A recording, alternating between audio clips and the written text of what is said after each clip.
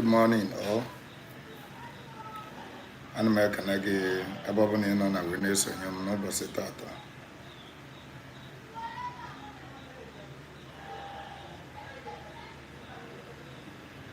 Ana m asị gị nnọọ n'ụzọ pụrụ iche.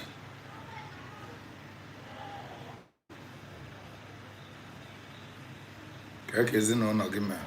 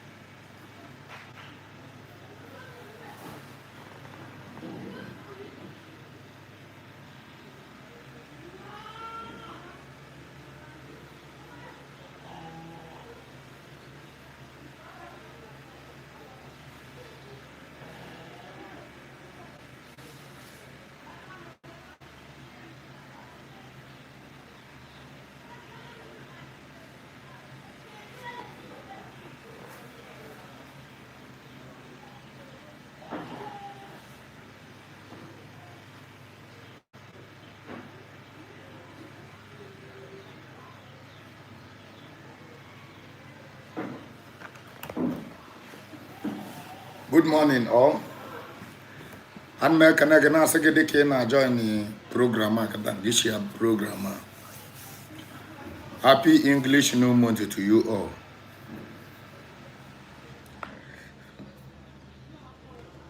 Happy English New Month.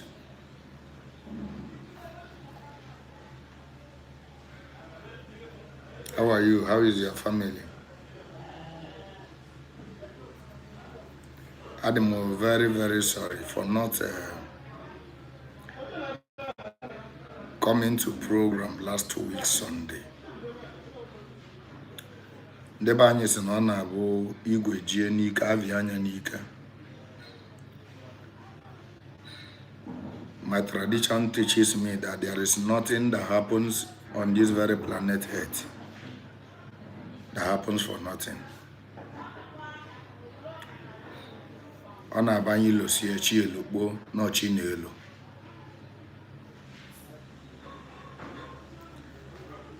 Ana m ekene gị even in akpọrọ na phone to check up to know why na memero program. Ma ndị niile o wutere na memero ma ndị chọrọ ịkpọnụ mana fa mara otu fa ga-esi wee kpọ. Ma ndị kpọrọ akpọ bụ na ọ bụrụ mụnwa piki.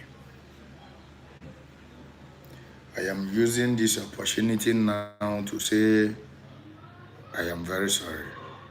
Please, you all should forgive me.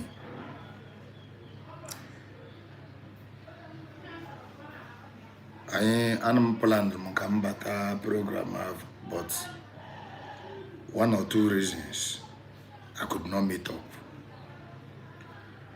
So, wasn't I a better? Amami na niye nefu. Are you hearing me? Are you hearing me very well? Are you hearing me? Are you hearing me?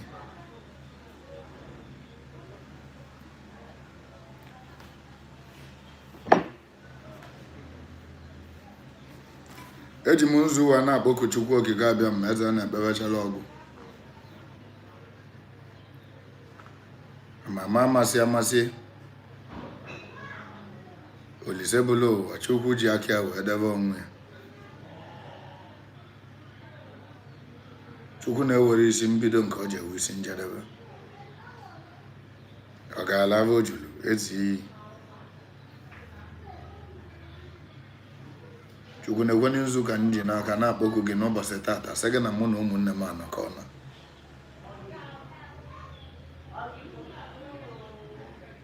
Na-akpọku Chukwu si ya bịa tụọ nzu. Na-akpọku ndị enu na ndị ana sị ya bịa tụọ nzu. Na-akpọku ndị mbụ na ndị egede sị ya bịa tụọ nzu. Na-akpọku ndị ukwu na ndị nta. Iwe na-emelu m iwe na iwe na-emelu iwe. Ana m enye unu nzukọ na bịa tụọ na chi evoruo. Chi vologo mmadụ gochalacha na echuru echu.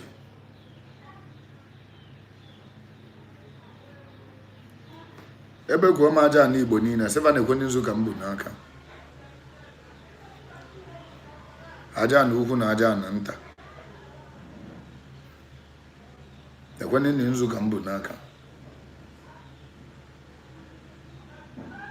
Ebe kwuo m ndị mbụ na ndị egede sịva ọba tụọ nzu nji n'aka. Ụmụada na ụmụ ọgbụ na-eni nzu. Ada nwoke na ada nwaanyị. Ada jele olu na ada jele Igbo. Ndị ukwu na ndị nta. Asị m unu dịka ogbe ọgụ Chukwu okike anyị na ovu bịa tụọ nzu. Asị m unu na chi evoruwo. Na chi volugo mmanụ gochalacha na echuru echu. Anyị apụtawa ụla.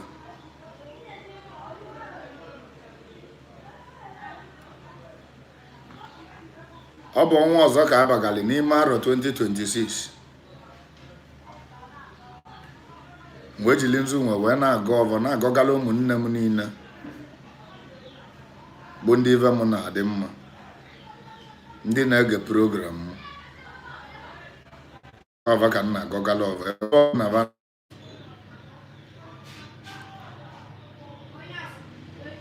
Asị m na arọ ọnụnwa bụ 2026 na arọ ọnwa ya amakala arọ gara aga. Ibe dị njọ melebe na arọ gara aga na onye mereba na arọ.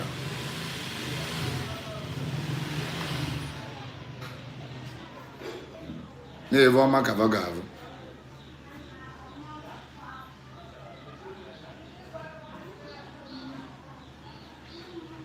Egwuru m na onye na-anụrụ di ya anụ dị n'ime ara. Onye mụrụ nwa, onye na-amụbere nwa na ọ ya amụ nwa n'ime ara. Onye ife ọ na-eme na agara aga, ife ọ ya emere ebido gaba n'ime ara. Ọganiru unu ya bụ orimiri. Asị m na ịkwa n'aka nri na ịya akọta mma. Ọnwa Febụwarị n'ụwa ya bụ ọnwa ihe eji wee na akaụntụ ife ọma niile bata alụ gị. Ekwuru m na ndụ gị ya ama mma karịa ka ọ dịbụ na mbụ. N'ụlọ na ibe gị na-alụ n'olugo mgbe ị ga-alụ nke gị. Moto na ibe gị na-agba n'olugo mgbe ị ga-agba nke gị. Ana m agọlụ gị ọfọ na ịkpọsa abịa na ihe ele. Eji m ọnụ njibulu dibịa wee na-agọlụ gị ọfọ. Wee na-ekwusi na ị ya akpata ego. Na-ekwusi na ihe ama akala aka gị. Ọbelji egbu gị ji egbu onwe ya. Ọkpa na-achọ gị ga-ada, ọkpa ị na-achọ ụwa ada. Anya bụlụ gị cheta ji ọ ga-eme gị anya onye ahụ ga-akpọ.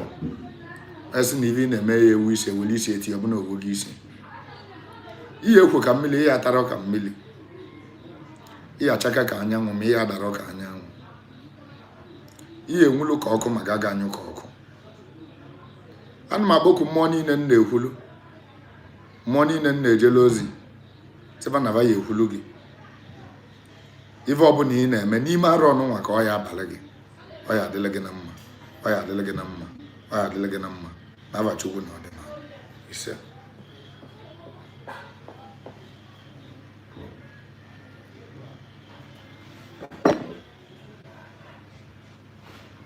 achọrọ m ka ikesa ozi a dịka ị na-anụ onu m kịta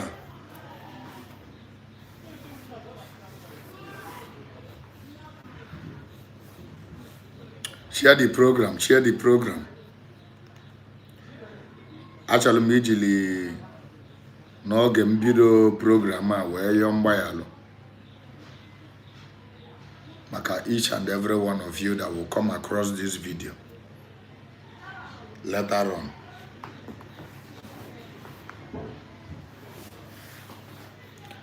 I'm very, very, very, very sorry.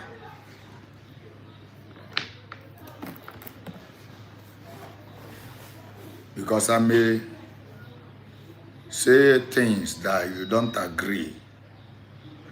But there's something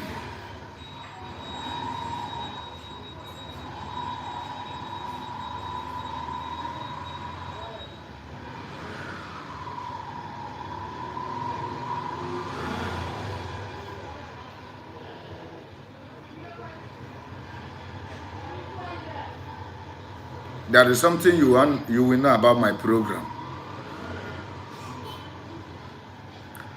Yama na eziokwu na-agba agba na ntị. Eziokwu na-agba agba na ntị. No matter how truthful you must not be a fan. You will find out that you are not a fan of eziokwu in some certain aspects. Once eziokwu dị against you, if I know to akichablu n'ọdị, abezagwazia get the reality, you must argue. You first of all hate the person na-ekwu the eziokwu. This is the reason nji wewe so many enmity on this social media app. Can we enemy? Can when they like them? Because there will be there are some certain people that will see. They don't know and they are eager to know. So when they know, they will appreciate it. I'm not when they like them for saying it. But I'm trying to tell the two groups and they and they like I am apologizing now on behalf of this very program. You may not like today's program because I'm going to be very, very blunt. But that's what I'm talking about. And the person not about talking and I know Yadanda. I am going to teach you about our culture and tradition without looking at your feeling, without looking at your belief, without looking at something you know before. I'm going to tell you how it look like, how it's supposed to be, and everything around it. It may offend you. It may offend you. Today's program is going to touch you. Being it man, being it woman, is going to touch you. Okay, make offend very, very well. I saw the other program. This Kademafia, so many people caught my last program about marriage, where I told you something about divorce. So many men are like area, but I don't care. I don't care. I am here to tell you the ancient time, how we practice it, how it's supposed to be. It's not about whether you like it or you don't like it. I'm not here for your like. I'm here to let you know what you're supposed to know. We left all these things in a time immemorial because we are practicing religion, you know. And because of that, so many things has gone astray. Na ndị banye si na ọ na-abụ alụ gbaro ọbụla omenala. Alụ gbaro ọbụla omenala. I am telling you that divorce is a generation problem that you are causing for your children. You are causing havoc. But some people misinterpreted it. I want you to look for elderly people around you. I am talking like elder. I am not talking like all these new generation men. I am talking like ancient elders. Look for a grandfather. Look for a man that is man enough. Look for an elderly man around you and ask these questions.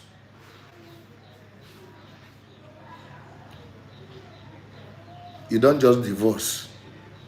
Divorce take a process that is going to go through your kinsmen. Your kinsmen need to know about your divorce. They must approve it. If they do not approve it, you are not going. Be you man or woman. If the reason why you are giving to them for your divorce is not something that they need to accept, they will never approve that divorce. So you are going to give them every reason to accept your divorce, not lying. Because when you lie to your kinsmen, they will know. When you try to lie to them, they will know. Divorce is not something you will just wake up and decide that you are divorcing. And they will look into it and see whether this thing warranted a divorce or warranted separation. Before Fuabu will engage in divorce, on the very, very real. If ever name engageable. Separation, not divorce. Igbos don't divorce like that. Divorce is not part of us. We don't divorce. Nyaki ija account to how many wives your grandfather know. But to this new generation, men don't want to hear. I am telling you, I'm just giving this thing as an instance of what I'm going to teach today. I am giving you the truth of how Igbo tradition used to be. When you say marriage, marriage is cultural.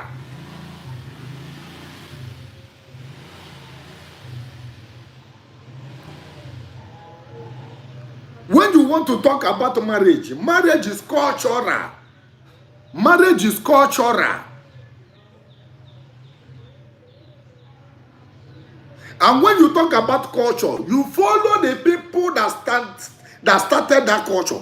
People that foundation the culture. There are people that water the culture. That's why you will come in a village and you will be hearing that one certain man married 24 wives, married 20 wives, married 10 wives. The reason of those marriages is because there must be a flow of the previous wife that made the man to continuously getting married.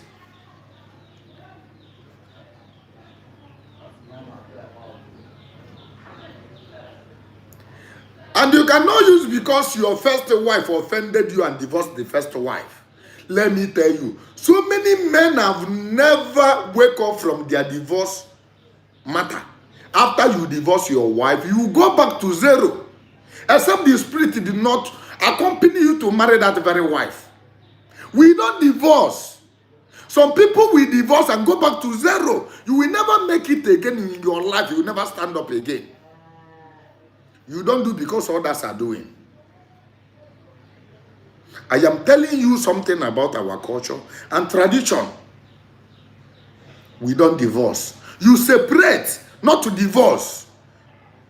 You don't go and collect your money. You don't go and return money. You don't do that in this side of the world. Marriage is being controlled by the spirit and being practiced by the mere mortals, human being. We are the people that practice marriage, but spirit controls marriage.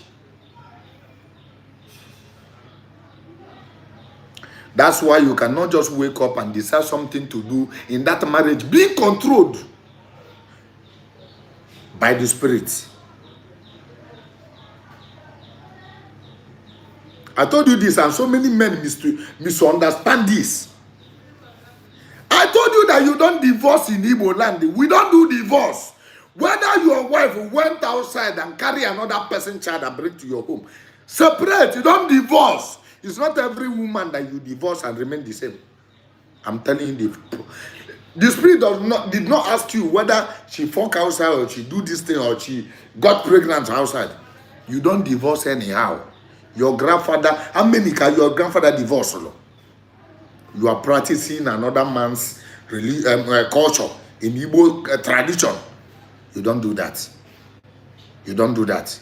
It's better you learn your tradition. I know that this thing is not, you are not unloading it very, very well. Like, it's not something that you want to hear. It's not something that you want to hear.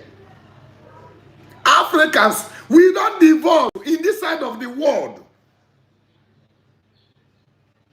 When you divorce a marriage ordained by the spirit, you are going to suffer because there was no spiritual divorce. You are going to suffer as a man. Many men was a millionaire, and once you divorce your wife, you go back to zero. You will be begging food to eat because you offended the gods of the land. You divorce your wife because your wife offended you, but the spirit don't want that divorce. You can separate. You can separate. I know that many men don't want to hear this. Many men don't want to hear this. You'll be listening to somebody like Waja. You'll be listening to somebody like Ijowa.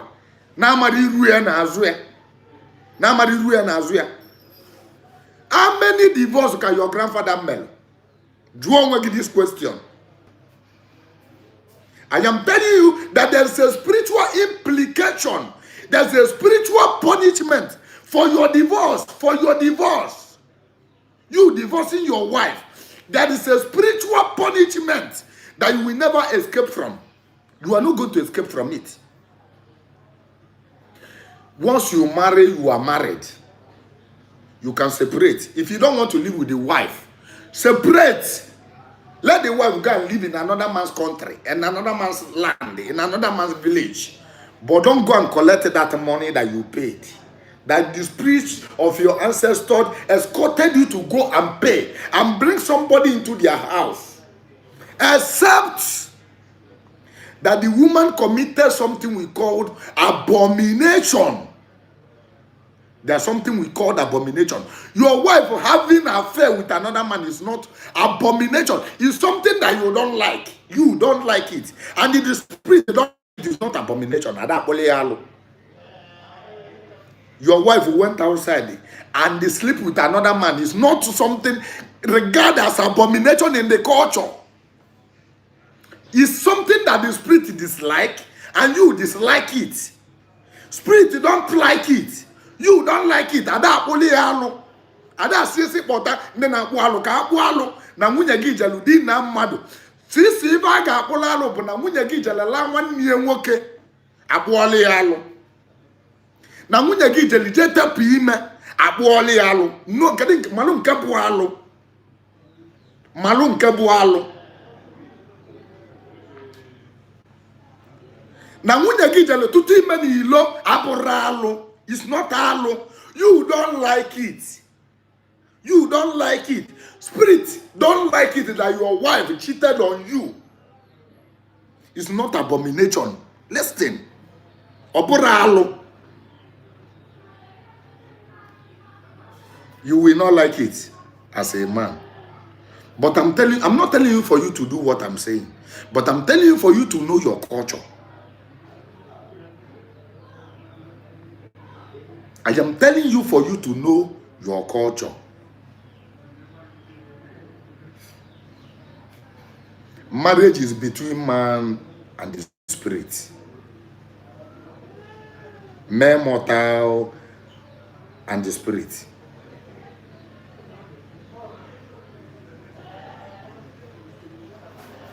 Marriage is of two beings, spiritual beings and the human beings. Marriage concerns your spirit, the spirit of your ancestors, and you. Two of you are involved in marriage. You have to be very, very careful. That's why I told you how to involve spirit in your marriage. Because many husband and wife are living together thinking that they are married. But spiritually, they are girlfriend and boyfriend. Many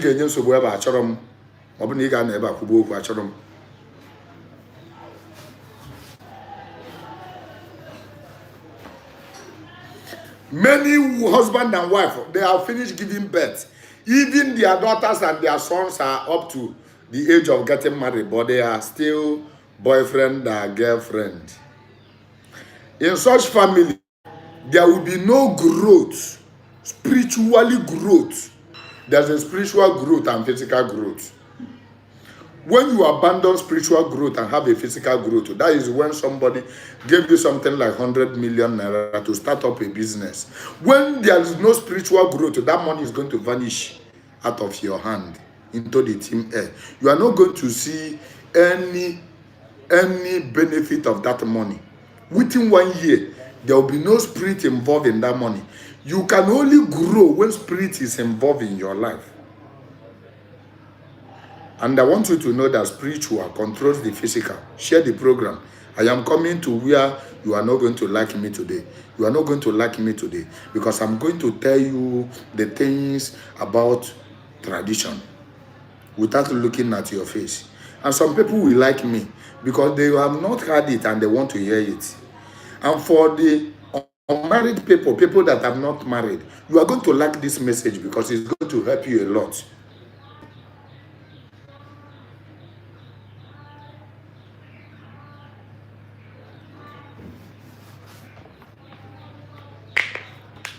Marriage is something you are going to look deeply into before you accept the person that is coming for your hand in marriage, or before you go and tell somebody's daughter that you want to marry her.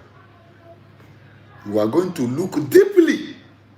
If not, you are bringing a perpetual cave for your cage, perpetual cage for your unborn children. Like I said earlier, there will be a husband and wife living inside one house. They think that they are married. They are married in our eyes, but spiritually they are boyfriend and girlfriend. And you will find out that they have given birth to a grown-up children that is up to the age of getting married. Even some of them have already gotten married. Let me tell you, any failure in marriage affects children the more, not the husband and wife.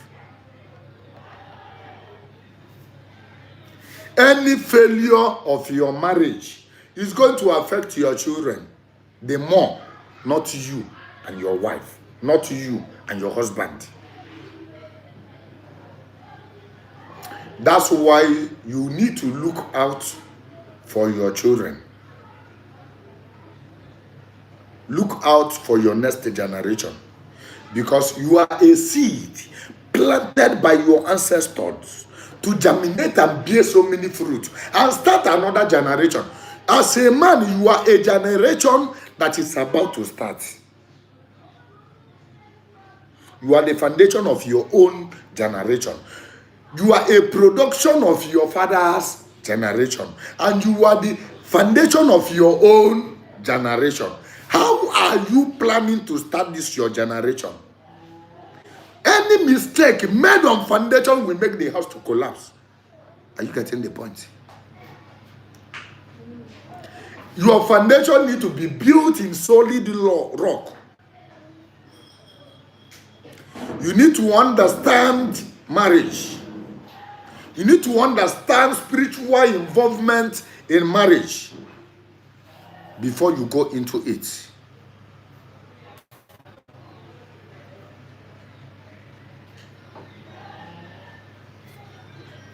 Any marriage that the spirit is not involved, the children and your next generation is going to suffer. They will suffer. They will suffer. They will suffer. There will be no peace.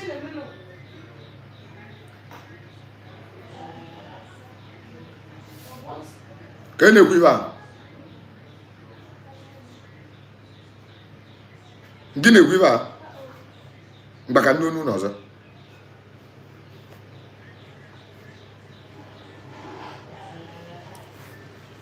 Before you go into marriage, like what I said previously on the last 2 weeks program, you are going to check the spiritual background of whosoever that you are getting married to.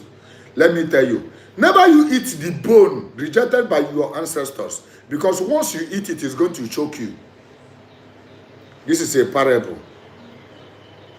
This is a very meaningful parable.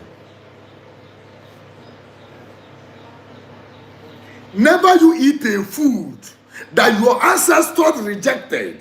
No one never when your forefathers carry the head of animal, when they give you the joy, reject it. This is a parable. Know the families your ancestors forbidden from getting married into. Don't you ever make that mistake of bringing condemnation, something that will make your ancestors to punish you for violating their rules. You are going to suffer a severe pain from one problem to another, because you disobey your parents, you disobey your ancestors.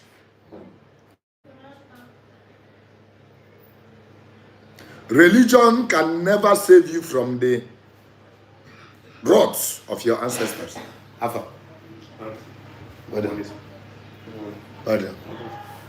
I'll go follow you come. Okay, only you. I just follow back. Come on, maybe you will go. Maybe in the evening, maybe we'll see. Abi tomorrow. You go get chance tomorrow. So let's say tomorrow we will go down because of the activities. Call me on phone and maybe we'll talk. Maybe we'll talk on phone.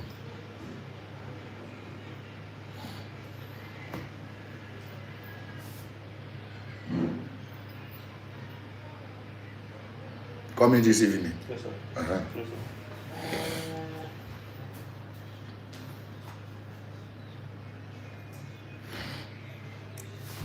Ask around for those people that they give birth to in Lagos, in Abuja, in Port Harcourt, in Onitsha, in Aba. Travel home and try to know the things forbidden by your ancestors. Ask around, ask the elderly people, your uncles and your aunties, ask them. Kediven dibu no na aso. Kedezu no dibu no na adeje. Keda abo unu na eze. Every family will abova na eze. On will abo unu na eze. Unu adre anything with this abo. When you eat a food forbidden by your ancestors, you are going to die like a dog.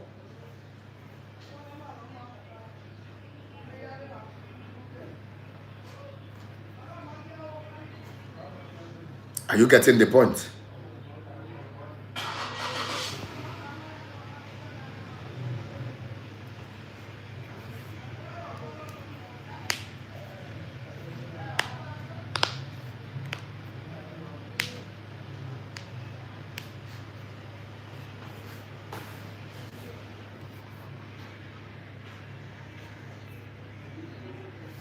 Jua seke malu abo asiginezi no nogi na eze. Because many of you, most especially nowadays, when your uncle will tell you, you're not supposed to marry from such family. He never label one or the wicked or the envious. He would not like my mother. Since my father died, you said, now you kill my father. Magageni no bag a simple truth. without going down to look. Think. Later on, the marriage is going to fail, or you are going to die inside the marriage, because your ancestors knows the reason why they forbidden such family. There will be a family that they will tell you that your ancestors don't marry from. There will be a particular village that they will tell you that your ancestors, your village, you don't marry from. But because of all this mentality, because of all this, what is, you say you went to school, your uncle is timid, they don't know anything, everybody is the same. Everybody is not the same in marriage.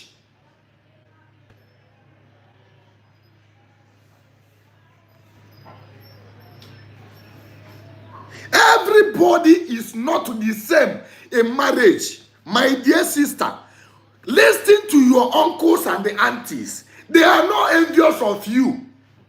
They are telling you the custom of your land, the custom of your village, the custom of your family. Listen to them.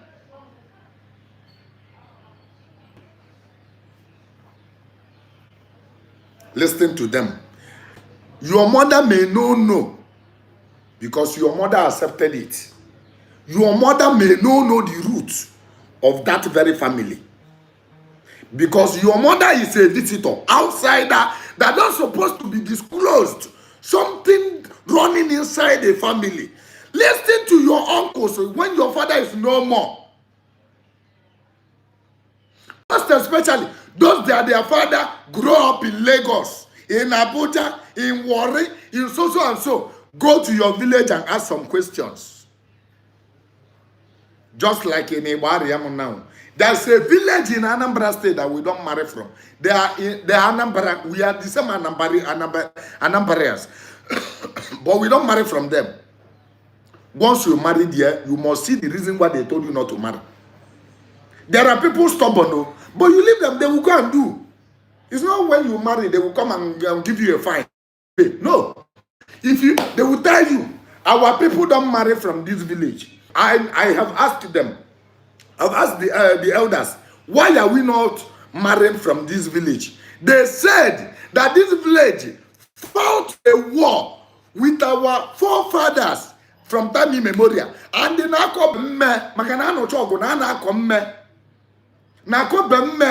the appeasement of the spirit has not well done. When anybody from a barrier go to that village to marry, whether the wife will die, or whether the person will become childless, or so the wife will run mad, something must happen. Are you getting the point? Are you getting the point? That's why you need to listen to the elders of your family, elders of your village.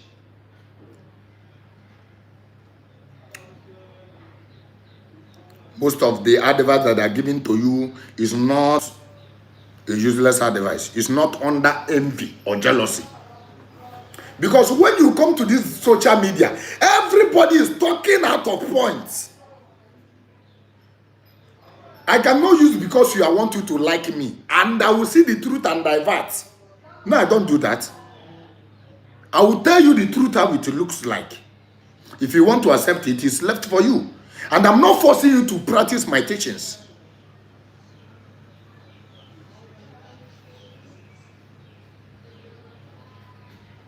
Are you getting the point? I am not forcing you to practice my teachings. But I'm telling you for you to know. Let them tell you. When you ask the first elder, let the first elder tell you. Go to second elder. At least before you go to 4 or 5 elders, you will, maybe 3 is going to speak the same thing that the first person said. All of them may not, because it's not even a Funabocha elder. You understand?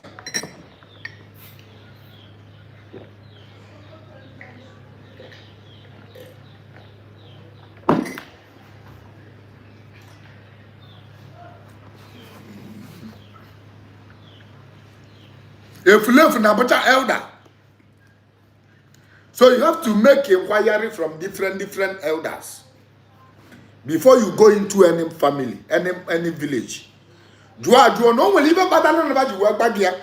No one will use the way you are and the bills are adada. Onye buguzo yevala, oye buguzo adada. I am asking you a question, and I need your answer. Onye buguzo yevala, oke buguzo adada. Ajojo kanjogi. Ndeba anyị ese na onye bụ onye ụzọ wee wube ite na-egbu ụzọ ewe mgbọmgba ya nke na nne gị ka ya ka wee mgbọmgba ya ịmaghị bụ mgbọmgba ya bụ ite gbapụla agbapụ efele kupula akupu nke pịgọrọ apịgọ onye bụ ụzọ wee sibe ite ebugo ụzọ nụọ dị wee sibe ite oge bụkwa ụzọ wee nwa mgbọmgba ya.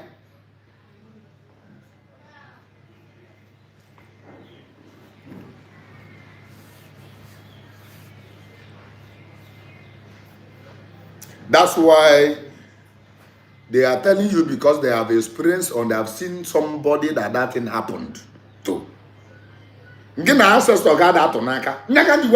Spirit is being controlled.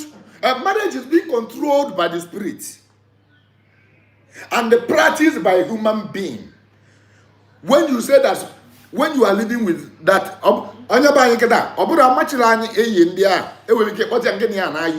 man, that marriage with the problem.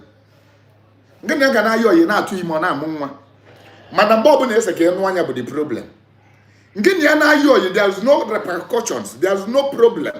But once he tell me and he's here, you will go problem. You will have that problem because you have made the spirit involved. Are you getting the point? In the sense. Before you plan, before you started planning of getting married to your fiancé, go back to your village and ask some questions. Are you getting the point? Go back to your village. Majoto your fiancé. That's what the elders. Are we forbidden from marrying from this village? Let them tell you. What about the family? Let them tell you. Before you go and do your nonsense proposal. Before you propose. Find out if your spirit, the spirit of your ancestors, is going to accept such person as their wife. Because you are not the only person getting married to her. Better you know. Earlier you know, better for yourself. Better for your generation.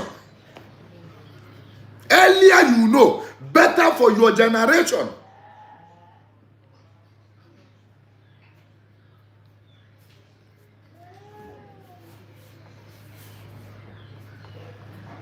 Go and ask questions. Ask about the village. Ask about the family. Family.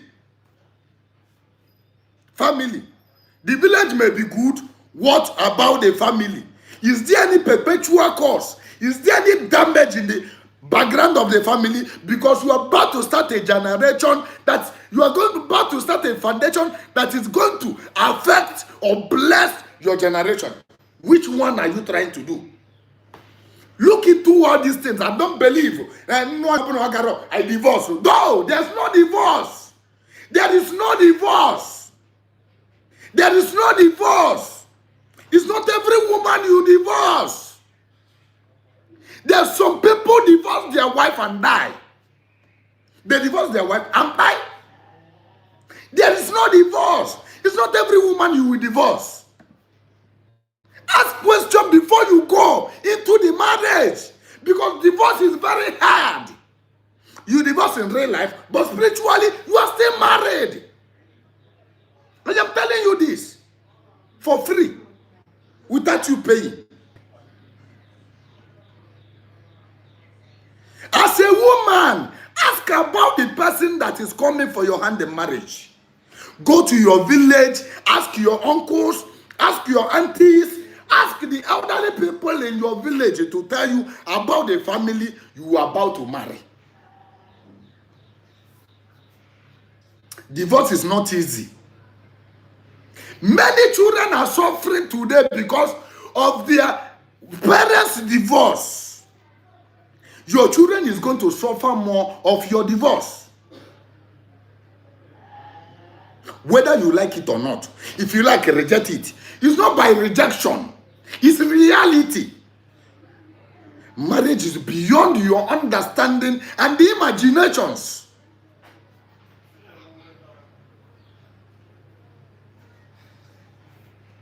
You need to be very, very careful.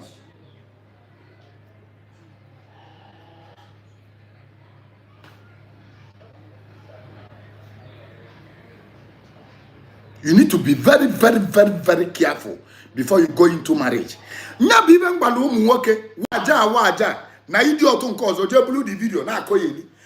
divorce over here.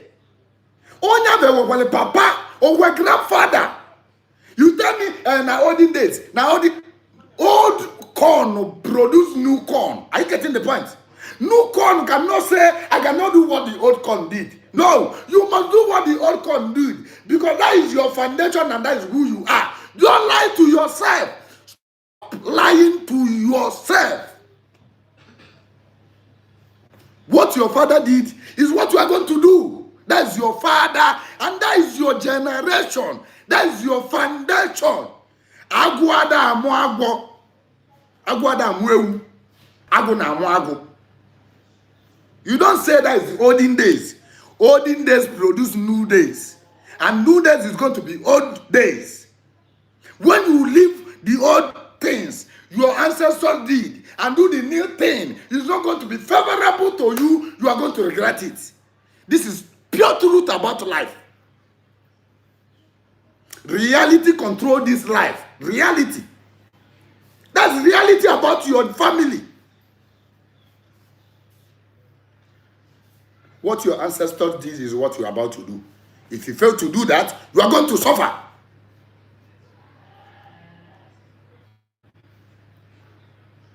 First of all, ask questions. After questions, you go to Alpha.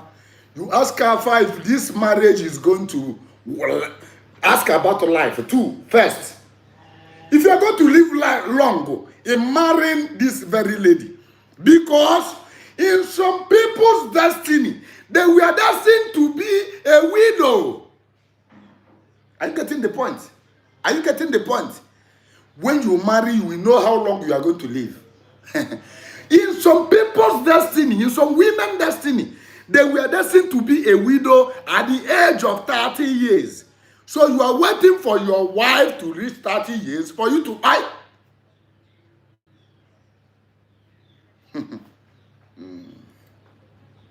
After asking the questions of mortal, you ask the questions of the spirit. Once you marry, you are accepting the destiny of your wife. Whatever thing that your wife has in her destiny is what you are accepting. Whether good or bad, I am telling you the truth about life. Some women, they have it in their destiny that they are going to be widow. Their husband is going to die at the age of their 30. That is their destiny. Now you are counting when your wife is going to be 30 and you are going to die, so that your wife is going to fulfill her destiny. Likewise the woman. Likewise the woman. Some men, because of the fault of their foundation, they cannot be, like there will be no continuation of their generation. Even if there will be, it will be female. There will be no man in their family. And that is when you will be expressing that in that family, that to have a male child in that family is very, very difficult. Because your husband is the only son. His father is the only son. The other one is the only son. And they are doing a whole lot of sacrifice to have only one son. And you're getting married to the only son without knowing the reason why he becomes the only son. You are accepting his destiny. That there will be no continuation of their generation. And it may be in this generation, he cannot do the sacrifice of his father to continue having only son. So when he started praying, Ekene marriage then I say, it goes to Bolonina, or there was in goes in one forgive Jesus. Maria, their son, and Kuju, Bala, Bondinja, Yokitama, no wine, amen. Otito de lina na nwana monso chukwu nna mu ezi onye omume achọrọ ka ime mu ka mmụta nwa nwoke. It ends there without doing the necessary sacrifices. What will happen? The generation is going to cut. The only son will be very, very hard to give to him. He's not going to have that one son. And who is going to suffer it? You, the woman, will be buried because you are married to somebody that the destiny, the generation has fault. Generation has fault. You are married to him. You will never get a child. Even in your lifetime, because he has already married you. Except you went and do the proper divorce in spirit. If you want to more, if you want that marriage, if you are a when you go to hospital, they will tell you that you are okay. Your husband is the problem, but physically he is okay. But spiritually, something is wrong. And because you are a Christian, and he is a Christian, there will be no child in that very family. Are you getting the point? Once you accept me as a husband, you have accepted my destiny. If I have it in destiny that my wife is going to die before me, you have accepted it. If I have it in destiny that anybody that I marry is going to commit suicide, you have accepted it. You will not know what will put you to commit suicide in the nearest future. Are you getting the point?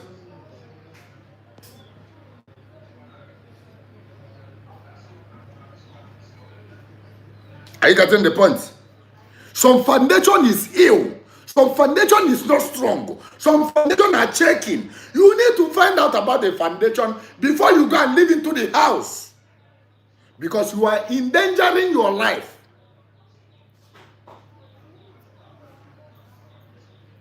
You are endangering your life. Your life is in danger.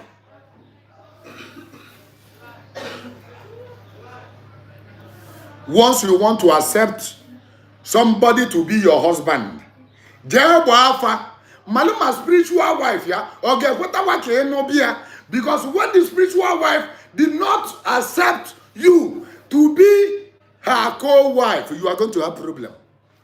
You can have 5 blood, tata, 5 blood, which Kadimavia, Falombia tubu, one nature, Nkama, Echioku.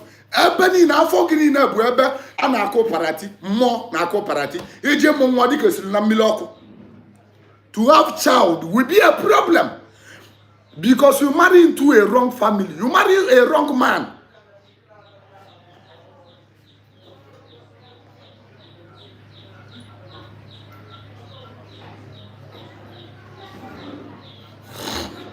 Jebo afa.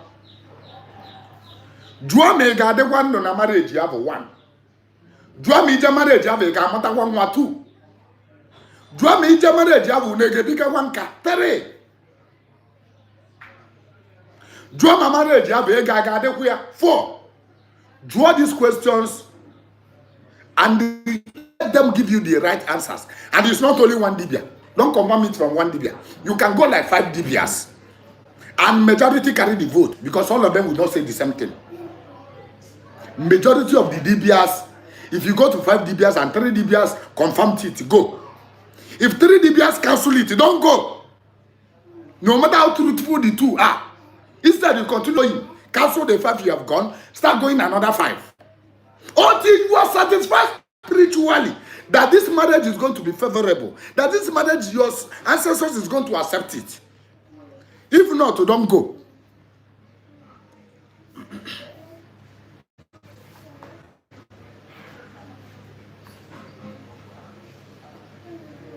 Instead, don't go. See, let me tell you. It's not only there will be somebody that you want to marry, And I have it in my destiny that when I get married, I will give birth to 4 children as a man, and I'll start living alone like a bachelor. What does it mean? My wife will buy. My wife will buy.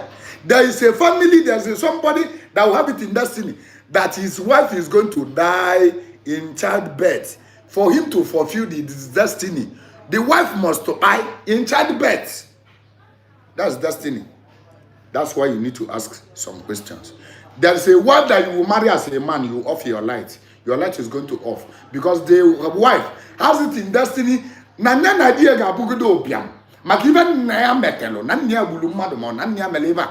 Your father killed somebody, your father did something bad, abominable, and they transfer it to all his children. And your wife is one of the child, and your wife, the person that you want to marry. We now, as according to the Uga, amend the destiny of the woman, that once she married, that the husband is not going to have 1 naira. My dear brother, when you are a millionaire, you are going down. Share the program. Can you share the program? Share the program, share the program, share the program, share the program. Share it now. You share here. You share here. Share the program, share the program, share the program.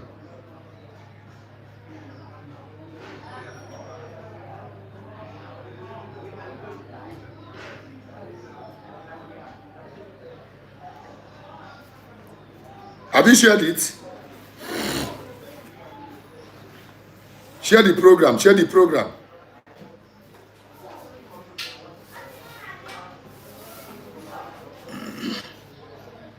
After asking the question, you go and do engagement in traditional, not in Kaigesebuana.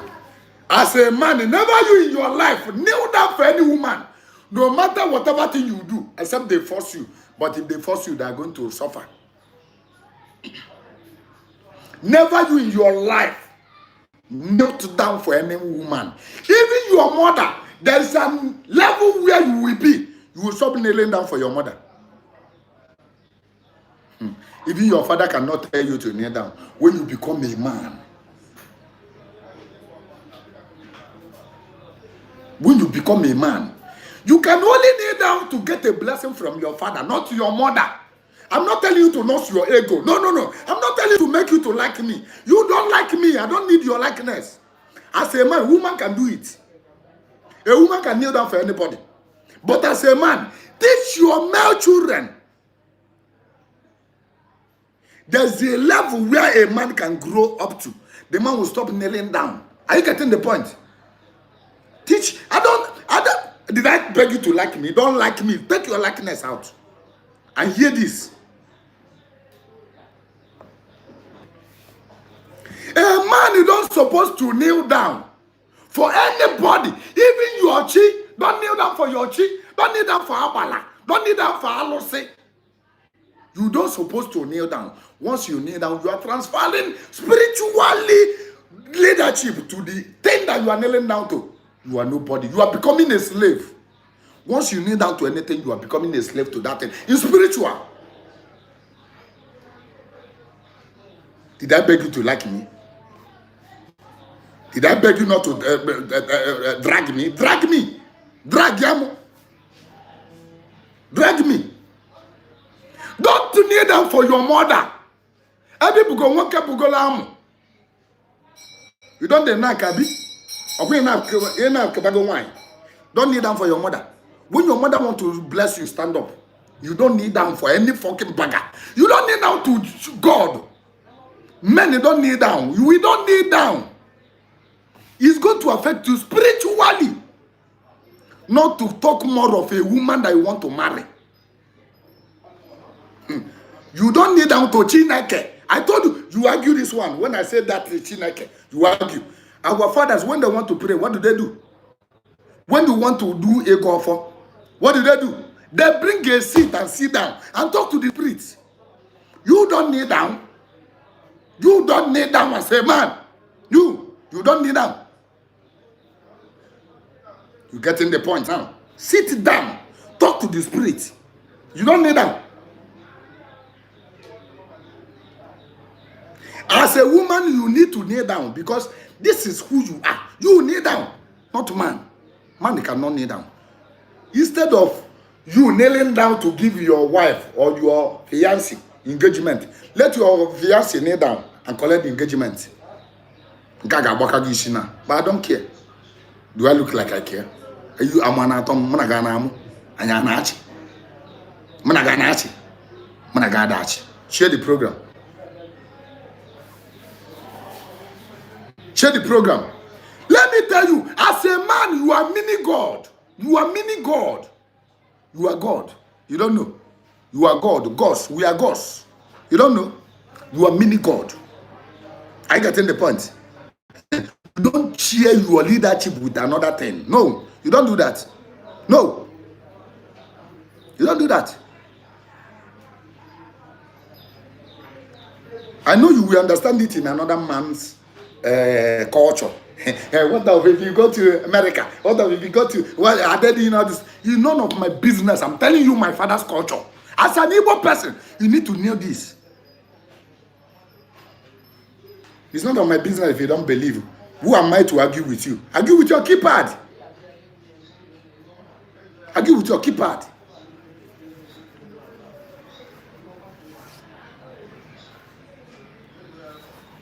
After doing the verification spiritually, then you go and do the proposal. What is the proposal?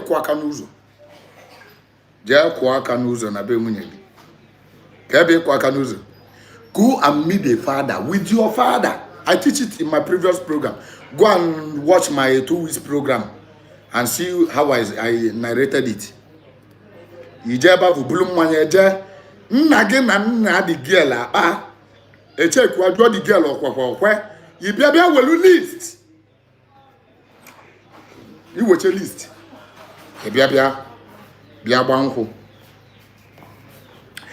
the most important thing in marriage be not even a wine. If wine is not the necessary, it's part of it, but it's not the most important. Bumba na ba limunya ge mmanya si aje ebunya gi. Mgbe na agba limunya ge mmanya asia mba je ebunya gi. Ofadu na member se na akwu igusi nwan.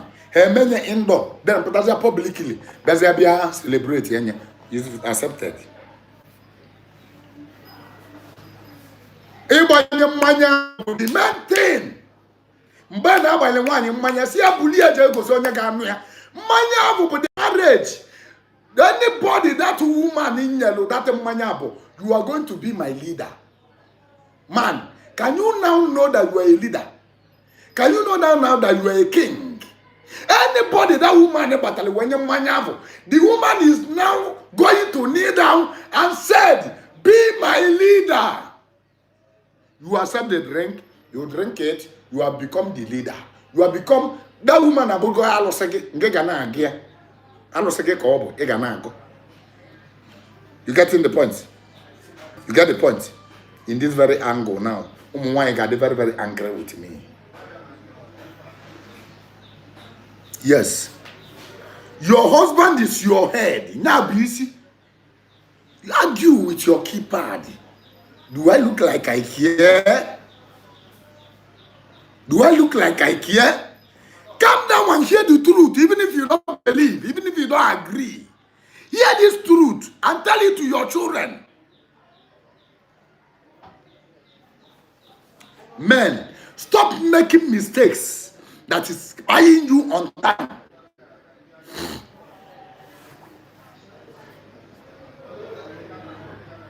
You are the head. When the woman is trying to tell you that you are his partner, nobody is your partner as a man. Why will hate me? She's not your partner.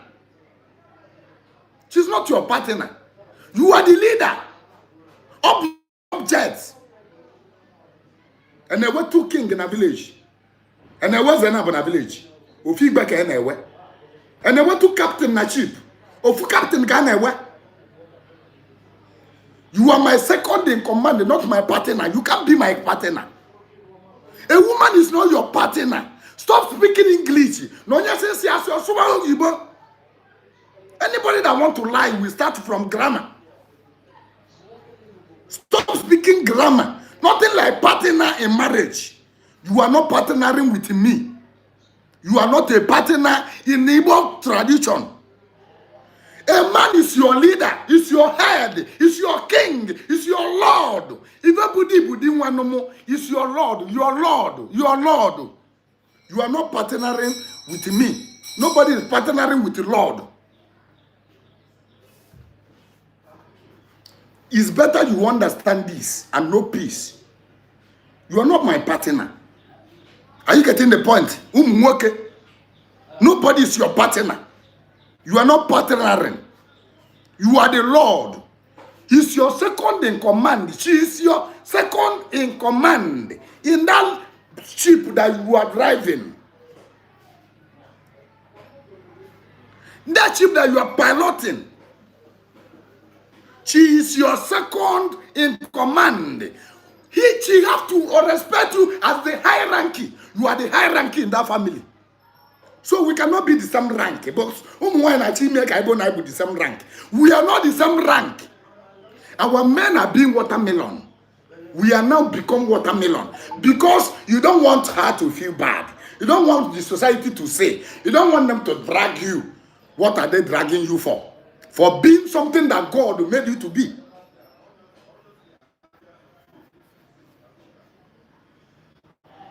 For being something that God ordained you to be a leader, and somebody is dragging the leadership with you. And you are now trying to be fair. But as the ending what I say is my partner. You go and do your partnership in Obodo Igbo, not in an Igbo. Not in Igbo culture. You are not body's partner. No, there's no two partner in the marriage. There's one leader and second in command. Ochi wegi wo wegi wa keke basta mo no ne iwe na wegi ke basta mi iwe na wegi igeti mi iye iwe wo begi na.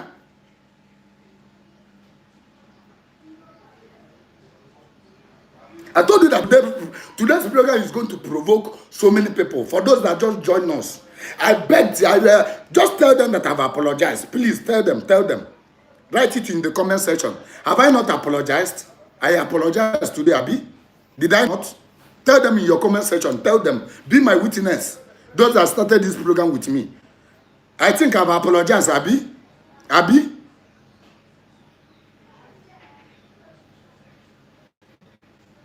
Abi? I've apologized. I apologize. I said that this program is going to offend so many people. I apologize. If you are joining me now, please forgive me for being a blunter, like being a... I don't want to look your face to say the truth.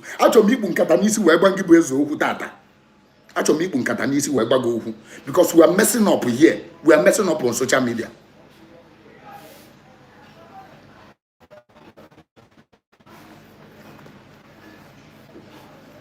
We are messing up because as my followers are going to be offended.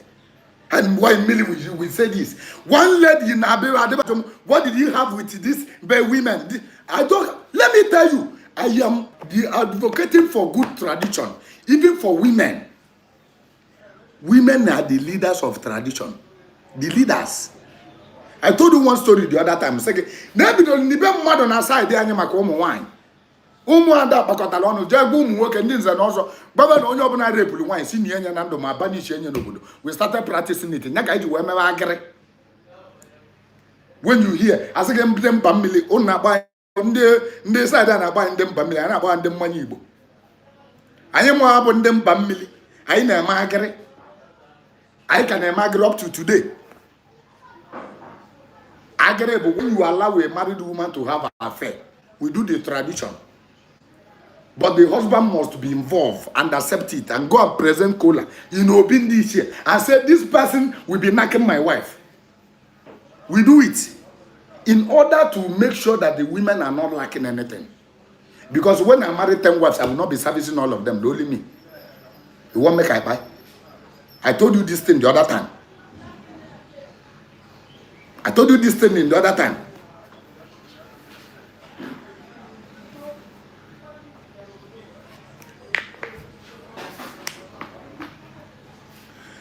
the leader of your family. You are the king in your family. You are the Lord. Do I tell you the full meaning of D? How many of you knows it? Let us look at the comment section. What is the full meaning? Because D anabobili abobili. Tell me the full meaning of D. Let me know how many of you being trained by let me hear. What is the full meaning of D? Have you asked your mother the full meaning of D? Thank you. I'm okay. Thank you. I'm waiting on social media. I'm waiting on Facebook. Ndi YouTube, what is the full meaning of D? Full meaning of D. Ndi TikTok, what take here?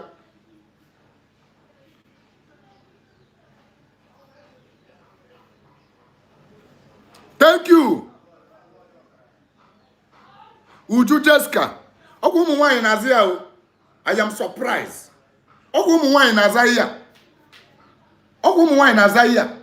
full meaning of D budi wanum. Keye budi wanum. Or you translate here in English. What is D wanum? D wanum. D wanum onye wem. Onye wem. Di anyi. Nna anyi. Father, what is father? Eh?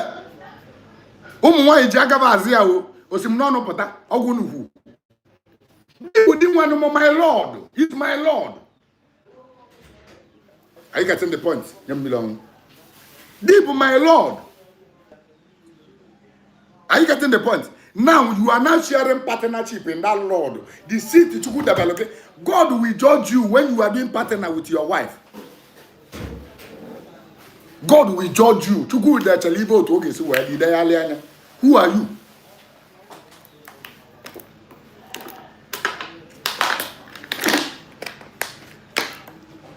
Your wife is not your partner. Your wife is not your partner as a man. Even second in command. Tell your wife not bro your partner. I am not doing partnership. You are not doing partnership in marriage as Igbo man. Nothing like partnership. I don't know about Yoruba, but I know that Yoruba don't do partnership. I don't know about Hausa, but I know that Hausa don't do partnership. But as an Igbo man, you are not doing any partnership. Let this English stop deceiving you. What is partnership? She's not your partner. She's your subject. She's under you. You must be under a man. And let me now tell you another thing that is going to be annoying. As a woman, your husband must control you as you control your children. I control you, you control your children. Now I cannot be controlled. No, why would you use that word, control? Let me tell you, you must control your subjects. Control is part of marriage. If I don't control you, you will wear rubbish clothes and come outside. I must control you and tell you the clothes that you wear. You will not like me. Am I begging you to like me? I'm going to I will control you if I want to marry you tomorrow. What is my benefit in Akagi? What will I benefit? As a man, you must control your wife. Control wonya otose huohu ebo na eje akwo na eyi na ndi o na mingle with. You control your wife. Oga with the friends na like ro. Eguya no man gazia otu again. Let me tell you the reason why I've used that word control. Your father is controlling you in the house, isn't it? Your father is controlling you. Let me tell you. Am the full meaning of wine? Wine. Tell me the full meaning of wine. Full meaning of wine is they now give it to you. You must be controlling the woman because they're gonna astray.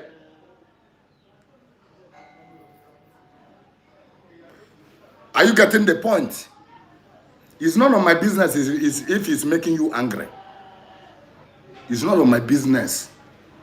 If it's making you angry, it's not on my business. Obasam, if you are angry, you'll be angry.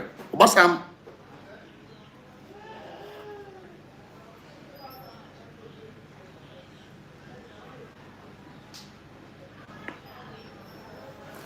Let me tell you, as a man, when you want to live, when you are searching for a wife, there are things you need to look out to.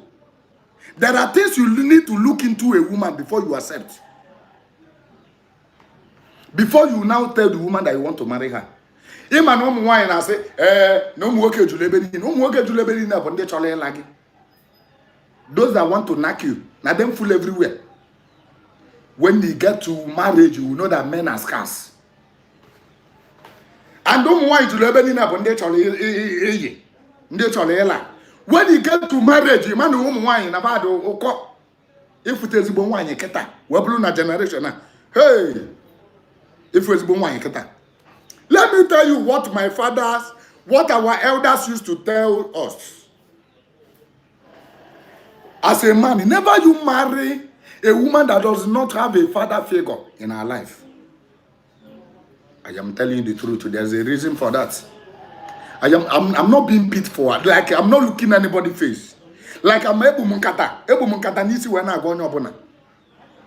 Like I don't care how we want to see this. When you want to get married, you must not marry somebody that does not have a father figure in our life. That's a reason. Let me tell you, some women practice that father figureism. Don't misquote me. Let me tell you, some single mother nurture their daughters, their sons, and made them to become a man because they grow under a man. The wife, a woman that grow under a man, we know how to handle a man. You're getting the point. But a woman that did not grow under a man cannot know how to handle a man. Let me tell you. See, in divorce, maybe this lady is a single mother. Let us not judge her for being a single mother, because let us not judge her until we know her story. If you don't know her story, you will not judge her. Are you getting the point? Because most of our men are watermelons, and so women don't like it. Let me tell you, when a woman is being trained by a man, and the woman want to get married and settled with a man trained by a woman, two of them cannot live. Is it true of us? One,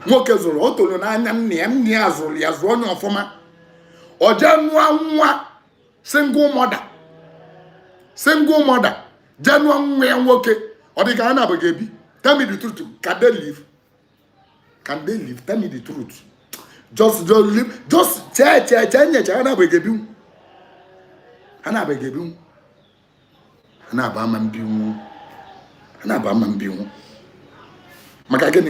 the woman gana afota nwoke a ka o mee ka nwoke, mana nwoke a ga na-eme ka nwaanyị. Maka gịnị? No nwaanyị zụrụ ya. Mana the woman no tole ebe nwoke no. Fu otu esi wazụọ ụmụnne nwoke. Fu otu ụmụnne nwoke si behave. Fu ibe nna ba na-agbaba ga na-eme nwudie expect ka o mee iya nne ya teach lu ụmụnne ka ha na-eme. Mana di ya mandizi na-eme ya maka na gịnị no nwaanyị mere gịnị zụrụ ya. Now let me tell you, this very woman get a chataba na grandmother to a single mother. This very woman who told you na nya zolo umunnie na nyawa zoko fonu when the father figure told you with him nya obulu no jili maka na nwoke a na-eme ka watermelon we si na nke nwoke a wee pụta. O we vlo ụmụ ya nwoke oge coach fa otu apapia si we coach umunnie, and the sons is going to be a very responsible man that trained by women.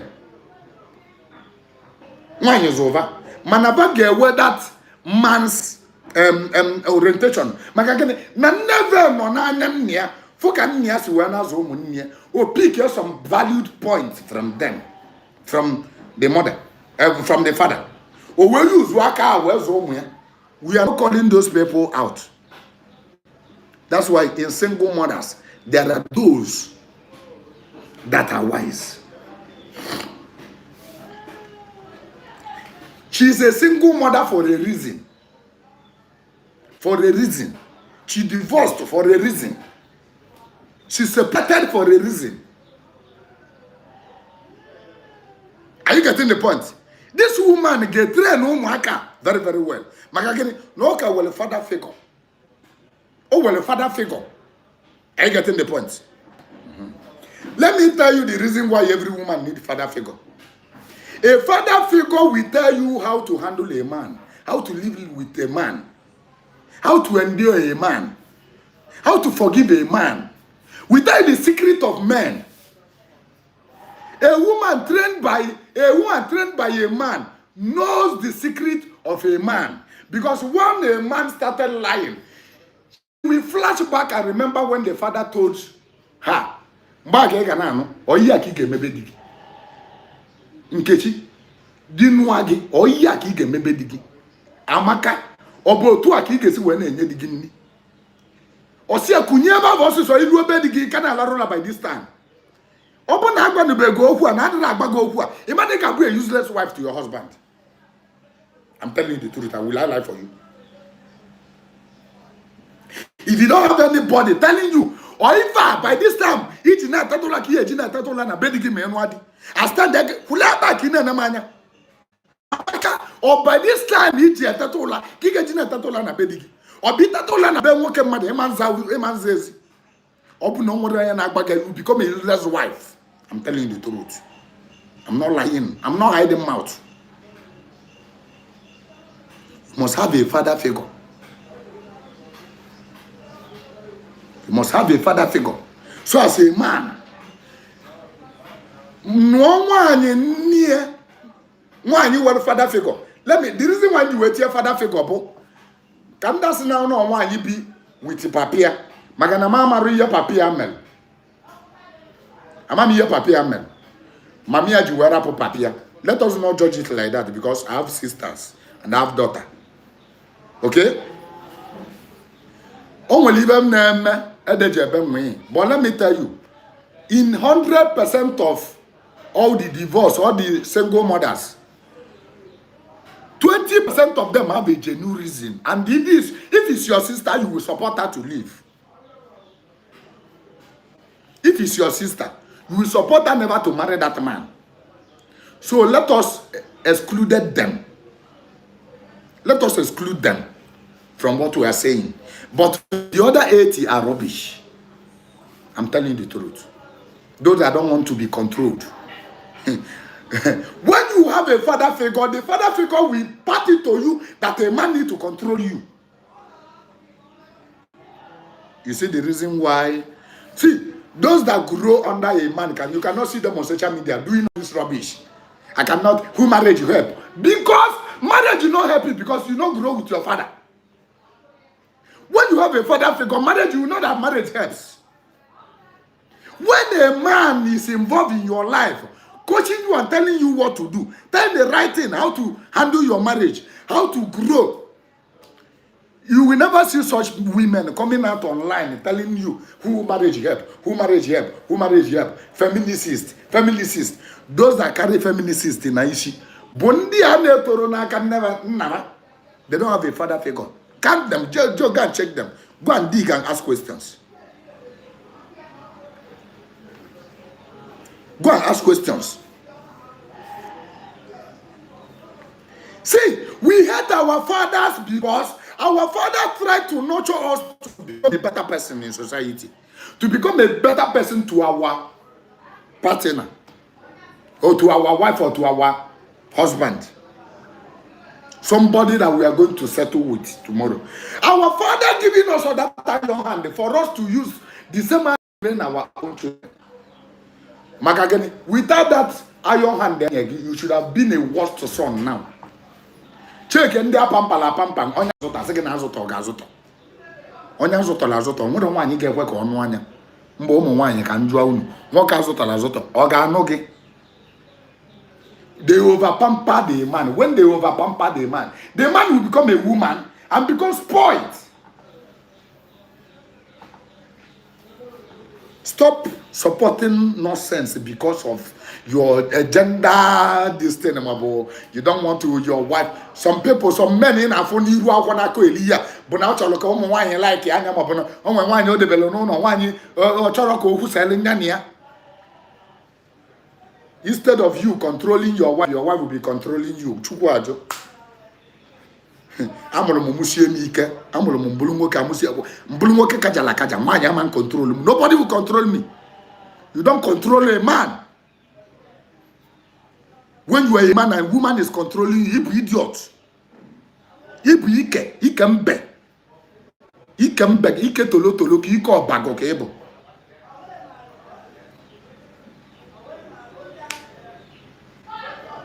You get the point now? I'm not telling you for you to like me. No, don't like me. Take your likeness elsewhere. Don't like me. So when you want to get married, look down.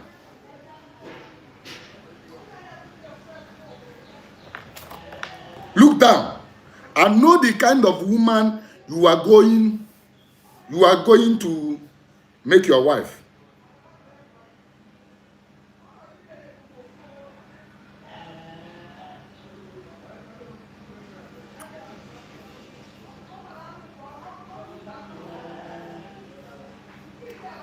Let me tell you as a man,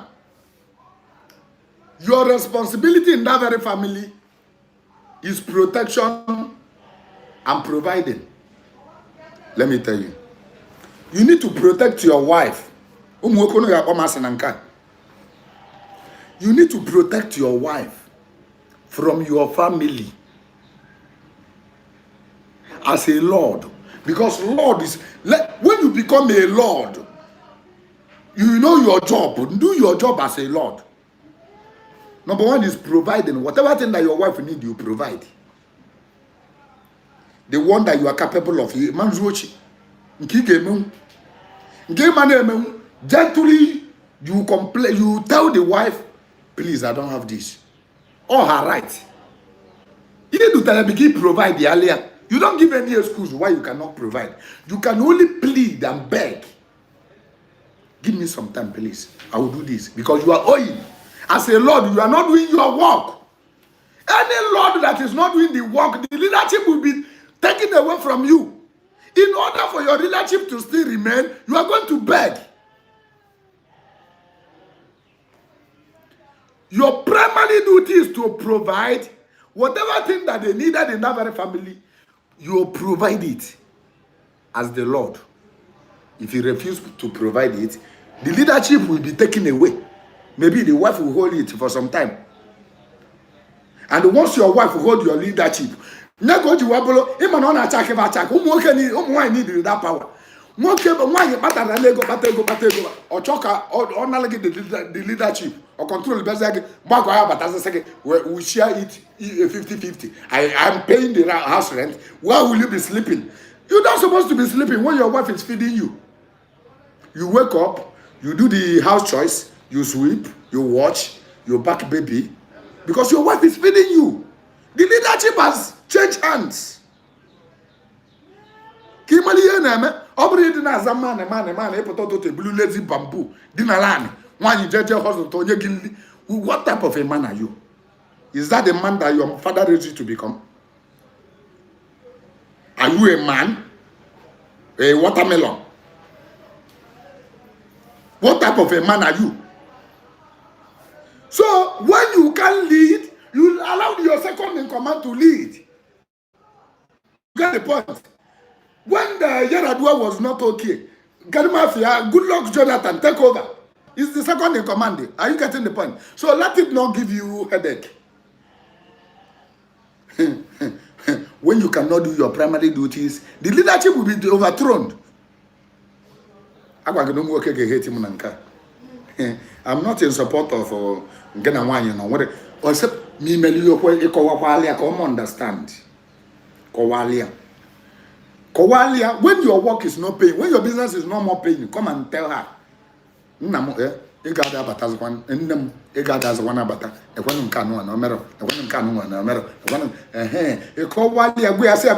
Still remain on your seat. Let me still be the leader. Because that's incoverable. You are explaining to and any money you are collecting that time you are borrowing. Because yeah, there's no how you will become a leader. You want to share money with a woman to pay house rent today, you pay tomorrow. No, they don't do that. Leader don't do that. Leader, you are the one paying for the house. Any money you collected from your wife is borrowed. You cannot be a leader and you'll be doing 50-50 with a woman. You don't do that. Her money is her money. Your money is the family money. That is started from our ancestors. Why you the one you went there? A woman money is her money. Her money couple. And my own money is our money, the family money. You getting the point? Abode say one the honey water no you go do again. Or she get the 100 billion obasage. Here the mako you we me. But Ochi made the big one on Nagoda as the leader. Your wife she go weak, you need the Nagoda. Egia. Ochi go box, or need the Nagoda. Ochi gawa, or need the Nagoda. Makomu working extend their boundary. When you become a man, you want to man everything. You know you don't man anything. You don't man everything. You have a territory where you man. Not every territory you man. There's a territory where you will man and your man will end there. When your wife want to buy wig or basagi, egg but your own boni was a lema. Oh boy, Garcia, but I got up now working. Yeah, you need to know. Ego no well. I see I were 100 million. I believe we were 1 million. 1 million for the family. 100 million can wine. You get the point now. If you want borrow, you can borrow. Also give there for me, therefore. Also give take collateral. In your collateral. You get the point now. I'm not in support of anything. You get the point now. You don't force a woman to give you her money. And nobody will support to get nobody will support you such. You get the point now. So her money is her money. But another problem okay, me never salia. Man over some certain things about him or as a wife, as a husband. Now you go no. Now forget go now as a leader. Now forget. Obedu no man get na go here na afa nwe. Are you getting the point? Afa nwe ko yeji we go na. Obu no cho iga na nya wala afa nwe we man e ga amalelo no. E ga ama na nwunye gi na e ga ani. E ga ama na nwunye gi na ego no. E ga ama na nwunye gi na alu no. Obu na e mara e ma na ọ na anga ga aka n'isi ọ na aluzi olu gi. No. I don't support that. I don't support that. Are you getting the point? Actually, a very huge something. Okay, honey, I want to buy a car. You will tell me. I want to buy a car. It's good. Tell me, you are telling me for me to know that you are buying a car, not that I will stop you. You don't stop her. Obasa wage. That's her money. But she need to tell you that she's buying a car. As the leader, you are going to know that your wife is buying a car. But you can't stop her from buying a car with her money. You get the point?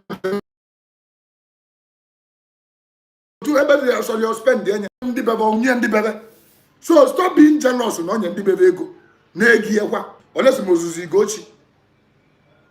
Now let me tell you your own as a man. Side by side.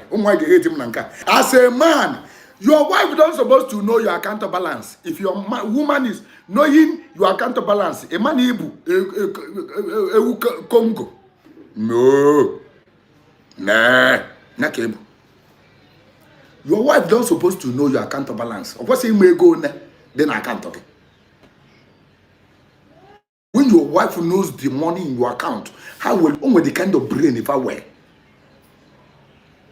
Because they are always demand therefore. And once they see the money, they will say the reason why they will demand. Or for even on a TikTok or Gobia. Or for Gobia. ojo go no oje dila uchi divide your garden account okay or see now 50 million we go here now. Meanwhile a man will you on it. There's something you want to use that money to do, but the woman is not thinking like that. The woman need to spend. So the woman don't supposed to know how much is in your account. As a man, if you are showing your wife a go net an account, now go na bagan account. No, I don't support that. I know that so many women will hate me for this, but it's none of my business. Am I doing it for you to like me? What thing concern me? Argue with your key partner. Who am I to argue with you? Women like to spending. They will spend your money finish once they know how much in your account.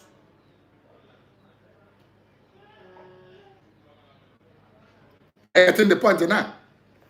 Will I lie for you? As a man, when the woman knows how much in your account, although no, let me say the truth. Man, I better still on your money go net an account again. Why so industrious? Man, why you money go net an account again? Man, a problem ganade. Go the problem ganade. One, you just don't know kitchen where me transfer. You must answer the reason why you do that transfer. Are you seeing the reason why? No, I'm thinking about far before telling you all these things. Yeah, it's a better thing than I'm gonna again back or Malego net an account, okay? Or this and that. Yes, all the man one problem garden and that your marriage. Let's assume you know where Bunu Jelaro, you know, hotel, one you must talk to the person that sleep with you in that hotel that you paid because of God the hotel name. You transfer some money into somebody's into hotel in Aba. What are you doing in the hotel? One day you go answer, you go prove them. You see the reason why I say that? When you do Mesarenos, maybe one girl come to meet you. Please, baby, please, okay, please, I don't have transport. Please, can you help me? You now transfer 20,000 naira to the woman, and her name is Joy. Joy Precious. And now the wife now see the alert. One, you can explain. No, no evidence. You can explain. I see the reason why I'm saying this. You can explain. This is the reason why your wife don't supposed to know the affair going on your account. No. Some of you are having the same. One was there expenditure account. Maybe when the account to go on and monitor, just my account was.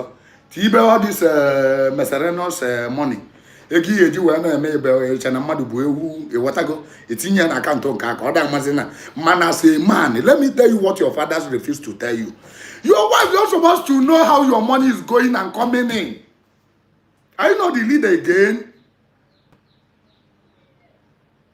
Are you not the leader?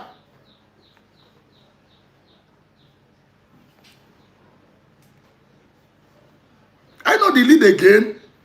Hide your money. Remove your wife from receiving a alert on your account. Hide your money.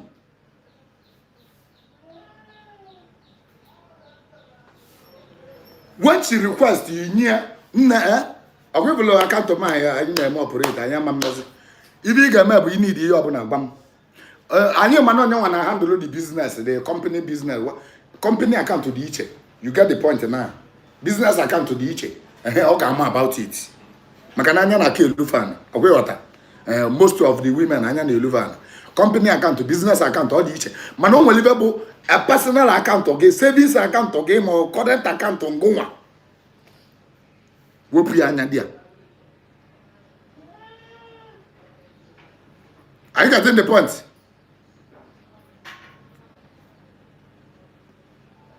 So. No, these are not truth.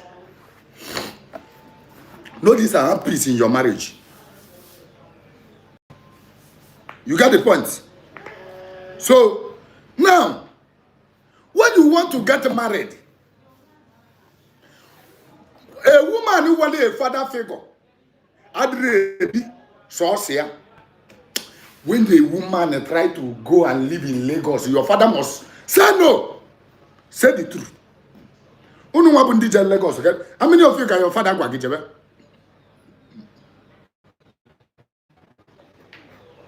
Unu bu ndi je Lagos, okay? Ije bili so ge wine. You kunye daddy, acha bije je bili na Lagos. You don't say that to your father. A responsible father. As a woman, what are you going to Lagos to live alone for? That is one thing your father is going to ask you, and your father will say no. But your mother will tell you to go. Hapuniano was ananya. I was a Hapunia Kojano, Adako Javan, Adako Jana Lagos, in which I get the Wiuchiana dear. Madonna Jana Lagos, Madonna Kuchavedia. Jana Lagos never came with a hook up. HIV, Ananiaka Milon Mudia. Adako Java. But your father, when you have a senior brother, a well-responsible, trained, nurtured, and cultured man, a senior brother in your life, okay, physically, mommy, or wherever Adako, come and live in my house. You don't live alone. Even if you want to go to that Lagos, you go to your auntie. You're not supposed to live alone. You must be under somebody that is going to be looking at you and controlling you as a woman.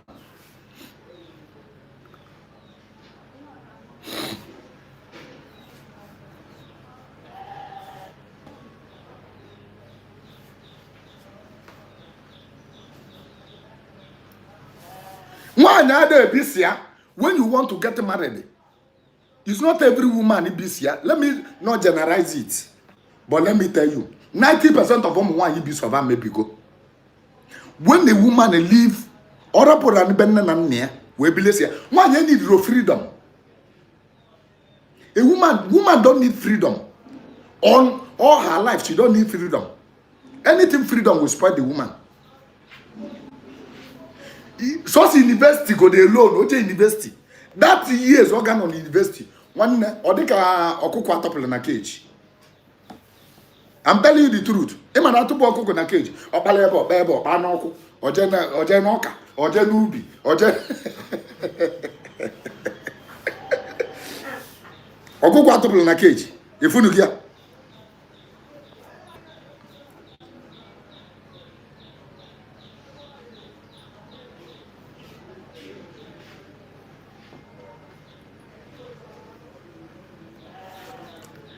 Nwanyi na ebisi ya bụ nwanyi kpegbulu nne ekpegbu nne ya do ekpegbu die. When you are stronger than your father, when you cannot listen to your father, any woman that does not obey her father will never obey her husband. Are you getting the point? That's why I told you to marry a woman that has a father figure. When you are being disobedient to your father, you are not going to obey your husband. There's no how, no Jupiter. No matter who there's about mother up. For the fact you are disagreeing with your father, you can never agree with your husband.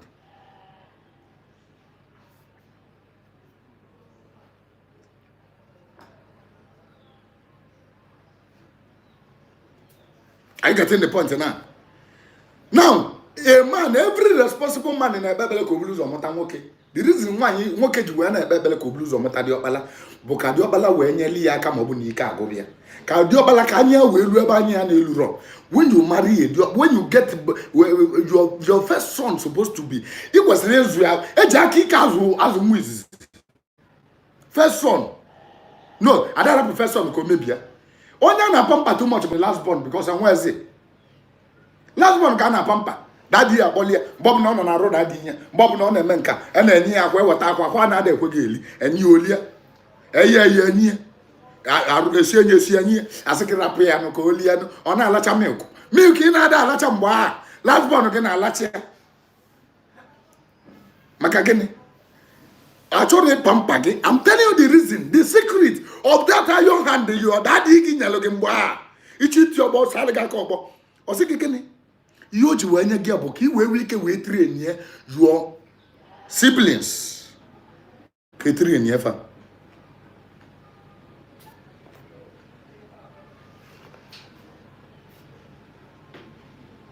Mbavu na abwachi tigi ye mo mege wana asake also gizo na zo mo mege dadi ka popota ge we belt when you ganya mana gida no wa Jegodi jam to last born aka ke be daddy ge agwa ge. Ngina daddy ge gbalia no na last born. Na go to last born na akpoku sometimes. Some last born. Some last born. You want not have a CD. You know last born. Some last born, not all last born. Last born. Some last born are not a good husband because they were over pampered.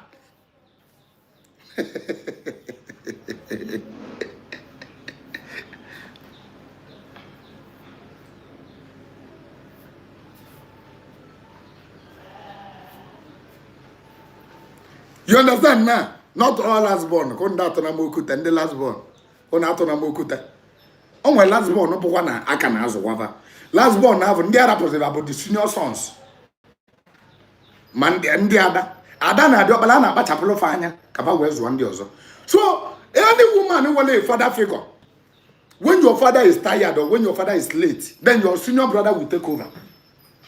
Mbabu ke ga na anu amaka.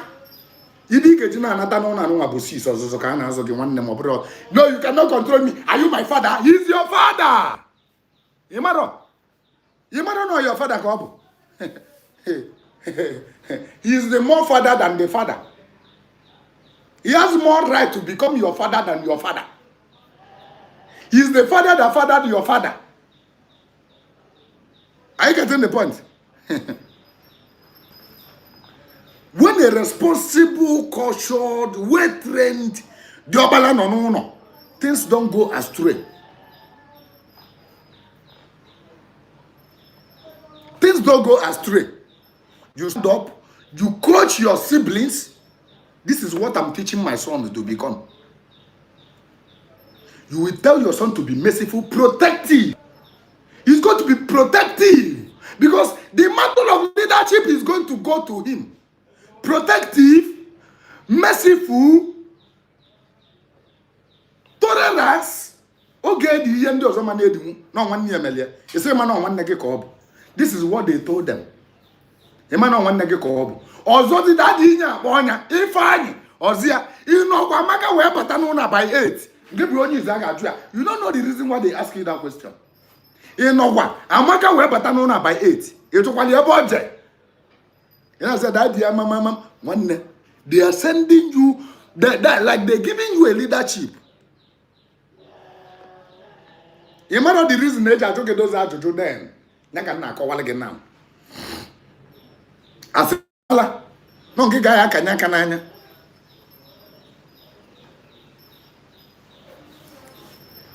You train your siblings. When our father has responsible sons, our sister don't disgrace us on social media. You need that part of an water nyach, bah, water nyach, bah. You don't do that when your senior brother is on social media. Your senior brother is following you on TikTok and you are doing water nyach with the pants. You wear this nonsense in a TikTok. And your senior brother is following you. Will you do that?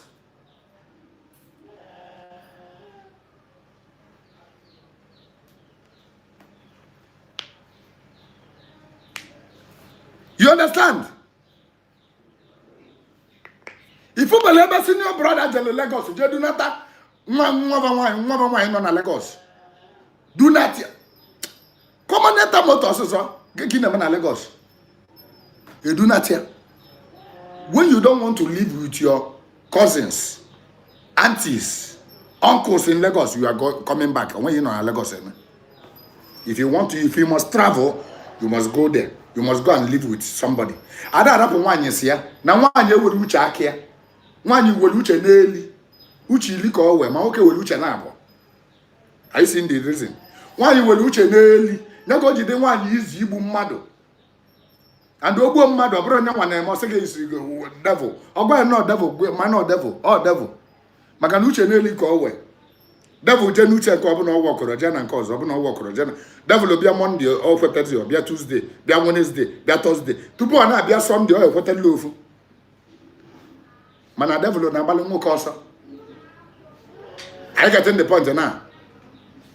So evil spirit possess women a lot because women will a very flexible thinking. They can believe and they made you to believe that they know this today, but tomorrow you will be disappointed now. If I believe in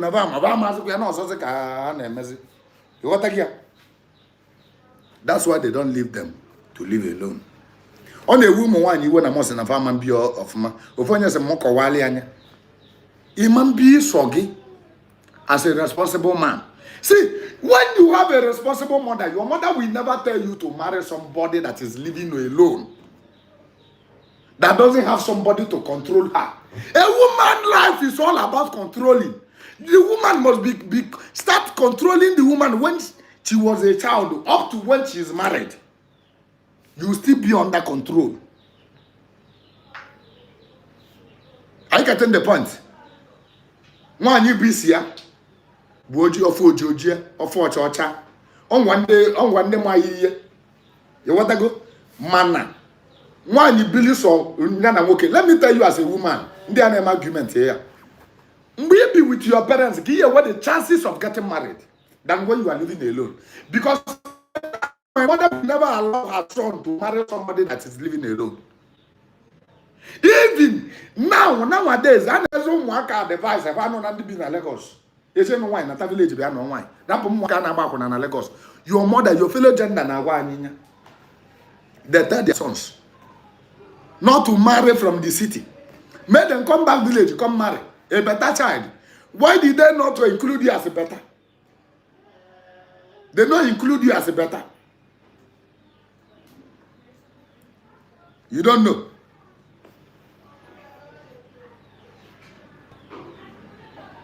You need to have a father figure in your life. See, as a woman, you know, my brother getting me here. What kind of interested? Okay, because this is a wine. What you are your brother? You say, madam, my brother. Once you tell man anything, you have now triggered the man to start thinking how to make a family with you. Do you know reason? The man will begin to think, need a flex all about, because you are under a protective hand. That there's somebody controlling you. The man will not believe. A man is not just a man is insecure. The man will not be insecure. Are you getting the point?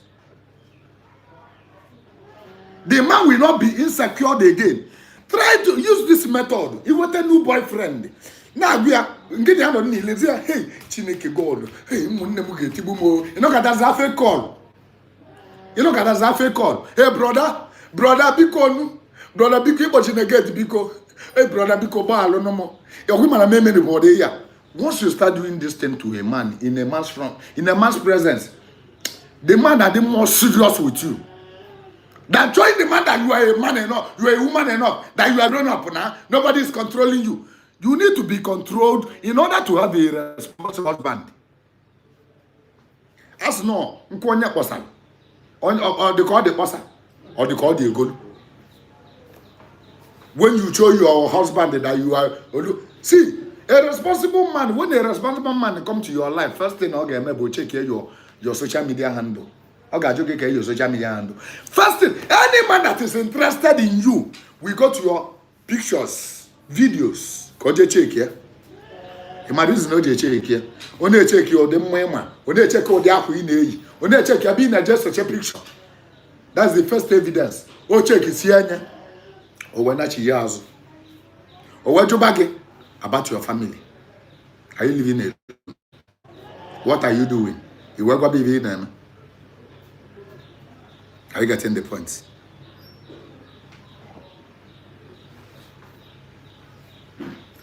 Umoga says, Melik is not security.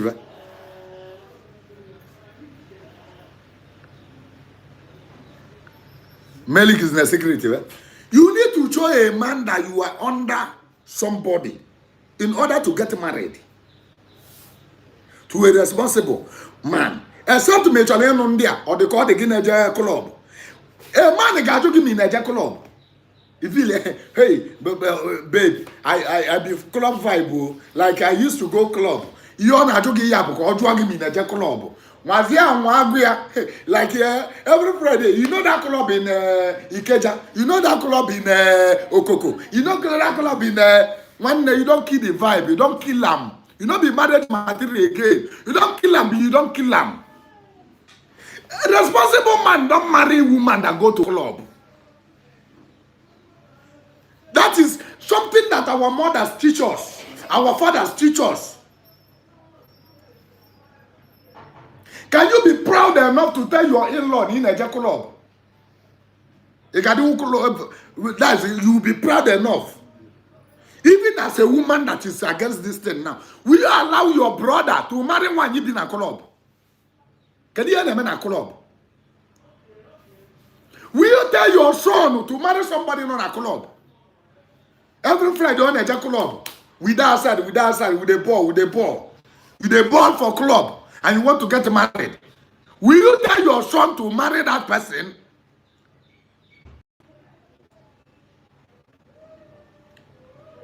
Some women, smoking is very, very easy for them. You can smoke everywhere. Can you smoke in front of your in-law, your mother-in-law? You get some music and you wear. For the loud, wine. What can I go to loud? Can I also? We're selling wine in as a loud, Nessa wine in Nessa loud. And you want to get a responsible man. Huh? And you want your husband to understand. Your husband must understand. See, I no go understand though. I no go understand. Now what happened? I gave. Yeah, where else? Now what happened? I gave just go na go do naken this thing. Oji ga kwanche konji. Mama no ge. Many of them will not marry you. Many. Ask one of the call the boss of the call the egolu. But to that your type will come and marry you. Your type will be few. For the rare. I'm going to your type. There's no problem. Even if my wife is smoking, there's no problem. How the few? How the only 10%? But check is every alpha. One government getting on for way, not for what, or for what? If one can go, Chabania Gobian Wagi.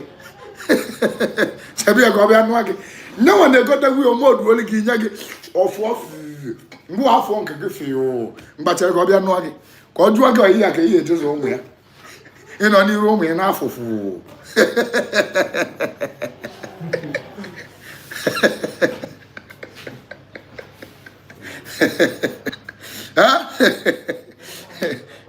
Is it on even?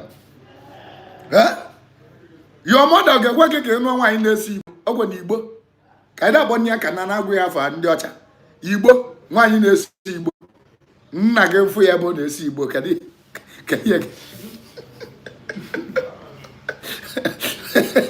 it one again? Nature Talamani. A good way is here about daddy. That game is the Weibo. I was again bow. That was it.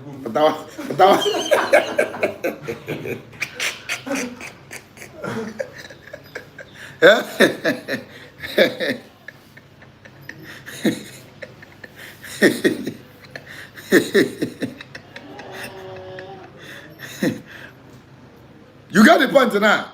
When you live under your parents' roof, a man say Weibo as a woman. They don't born you well, kiss Igbo. You feel smoke for you where your father did. No, tell me the truth. You get some Igbo ni ben nageno. Your senior brother no di Igbo konesi Igbo. You can make me as a woman. Tell me the truth. Eh? Your senior brother tinye Igbo go we tinye. Your father tinye Igbo, maybe your father na daughter or tinye nke na daughter. Ngenwa ba ada you know didn't even get you go na daughter. Can your father emegi who go eziokwu because what your father cannot understand, you want another man's son to understand it. He will understand. Let your father understand it first. Not put me in that understanding zone. Your father must understand first before I will understand. So I wouldn't can see was a good again. The man ambas and my being okay. Because your father may go accept in the Igbo. More to tell you a tea go kunyagi. Say you know ya. I now pass it on. Where your father did. Kiss hello. Then I will know that your father is going to first understand what I'm about to understand. You get? Because I cannot understand what your father did not understand. Did you explain this thing to your father that you want me to understand? Explain to him first, for him to understand, then I will understand. Are you getting the point now?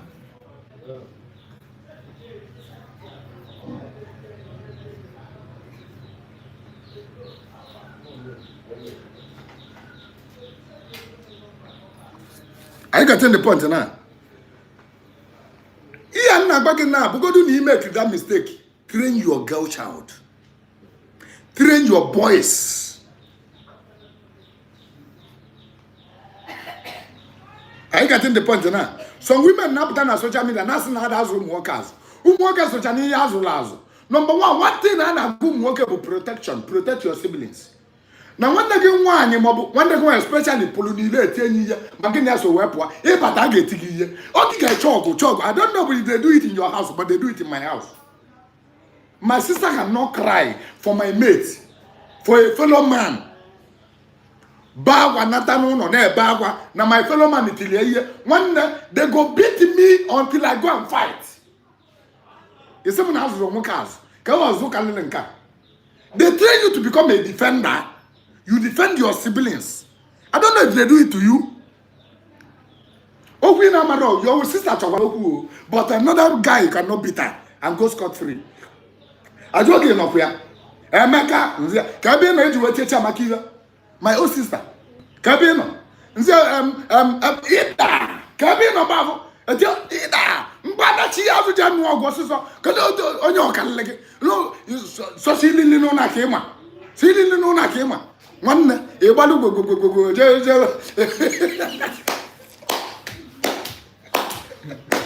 One thing why to know, if I don't know, we'll look at us. I know someone among it.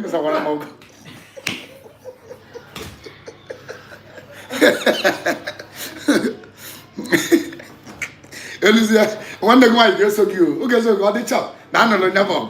There's a better can look at Mele. Namodia, a whipping here. I'm not just a kick in wrong. One now put him a rogua, Ebugo give me another one. You must fight.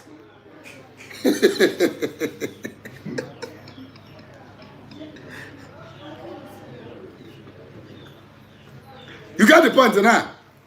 So some women in a good train, they train us to be tolerant. You must be tolerant of your sister. When you want to beat your sister, is it not a training? You don't beat your sister at home. I think I dare quick one nigga 1 year and a half. Ima no one call back again. I can't get nearer. Here to wait here. They will quarrel you. Your father will like to beat you, fight with you, because you try to beat your sister. I said to Monwalo, abominable thing not your email. Mobuniya usually tearable part of the protection, because now we just need to in a tearable keep protect. When they protect our daughters, are they using our go? Are you getting the point? Can you hear me?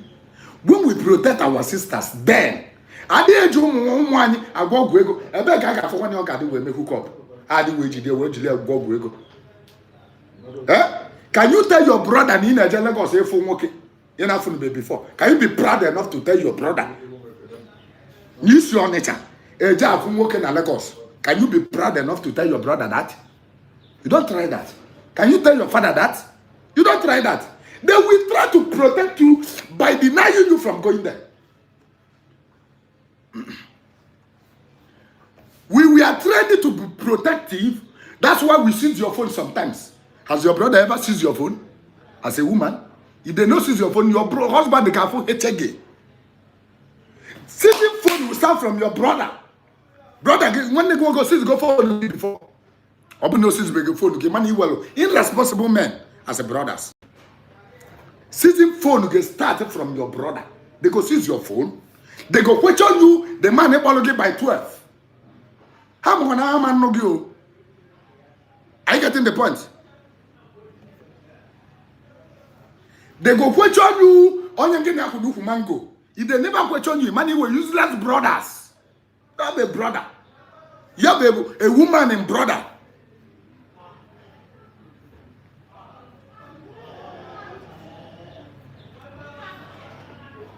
You man many phone you sees go. Mbagi phone you sees go. How many phone you get sees go? And you can go take the phone. One day go can analogy. Second you look you phone. Ne babelia. Makani with the phone you go lose. He gets only and you call that for now. Mobi jaja guya brother because no go take the phone. All like Kalemo. You were now protect you or say call the man on your book and his book man. On your book. You now cover up. How many of your phone have your brother seized?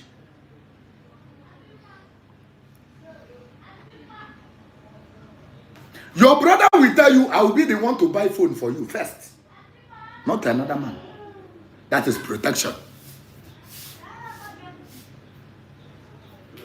That is protection. Protection.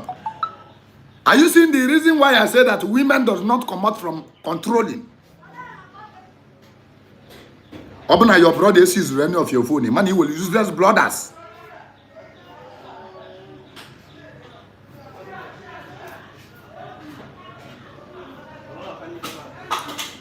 Are you getting the point now? This is what we called good wife material.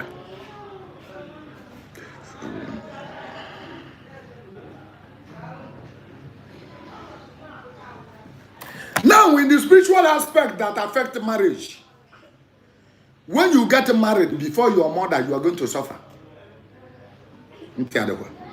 Except you are not son of the soil. When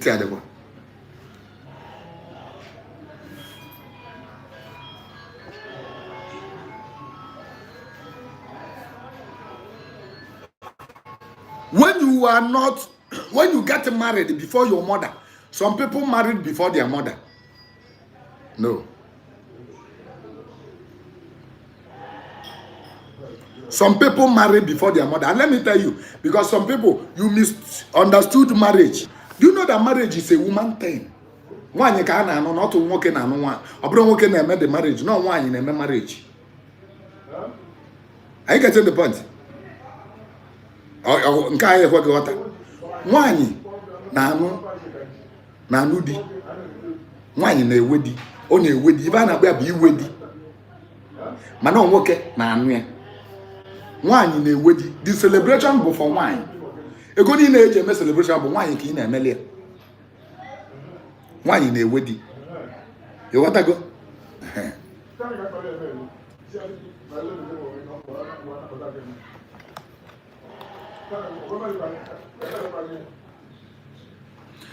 When your mother did not marry and you marry, it will become a problem. There are so many families that their mother have not properly been married. In your house, your father is owing some traditional right to your mother's people.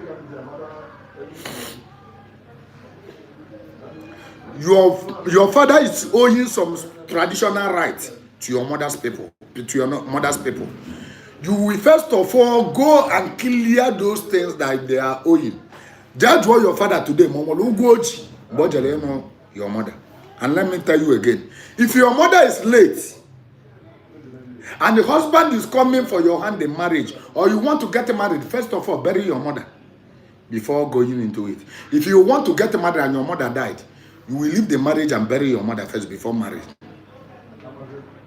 And do all the necessities. I'm telling you the traditional aspect. I'm not forcing you to do. I'm just telling you what you're supposed to do, what you're supposed to know. And that advice is something that you need to take or you need to leave. So it's not something to argue.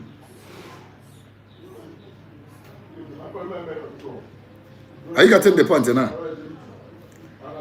Obuluna akwachabe akwabero your mother. Magechole no wine, mobuna gechole ndudi. Force ukanu munegi ka akwa your mother. Most especially your mother. Your mother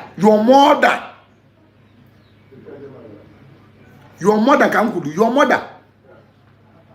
Open your mother, it will become a problem.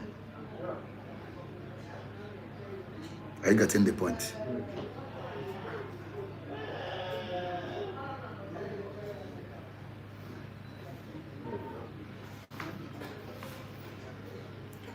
Obulu na ejide ogwu isi mmage iwe anuadi. Oga na ebutara complication in giving birth.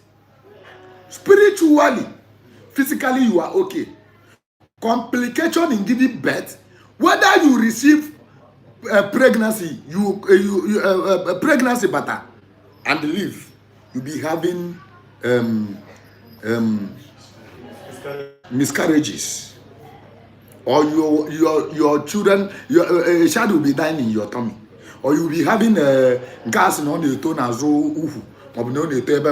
the reason it may occur is what I'm telling you now. Go and bury your mother. If your mother is late and they have not buried her, go and bury your mother. In the spiritual realm, they are very tough. Very, very tough in the spiritual realm. They don't even look your face like their daughter or their son. Go and bury your mother and know where your problem is coming from.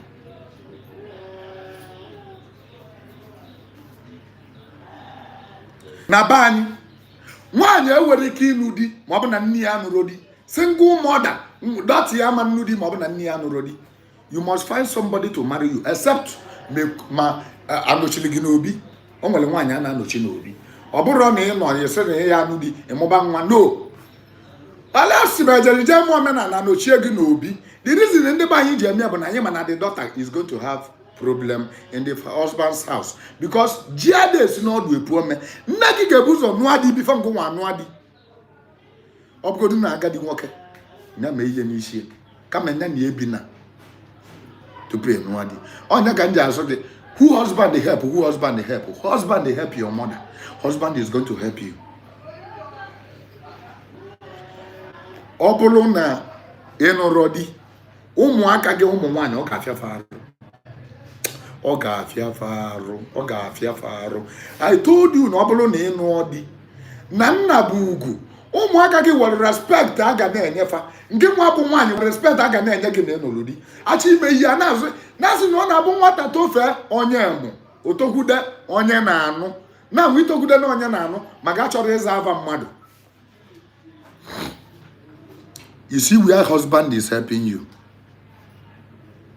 You see where husband is helping you. No matter the amount of money you will, once you don't have a husband, an entity will talk to you, a coward will talk to you, people that is not up to your standard will talk to you. The highest thing you call police. But when you have a husband, the respect is going to go to your husband. They'll be telling you, I am respecting your husband. Even when you go to police, they will ask you, where's your husband, woman? Your husband is your leader, is your head. The one that will decide what to want. Husband, they help your mother.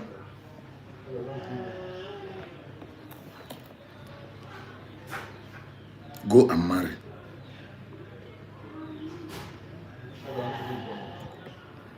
It's better to become a second wife than becoming a wife for a useless son of a single mother.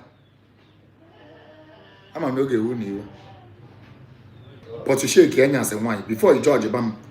Makan in a out of emotion.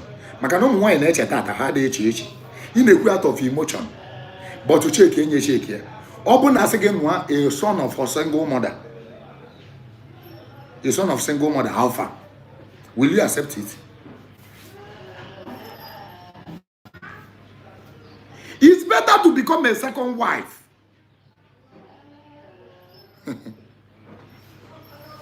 Second wife to a responsible man. Eh?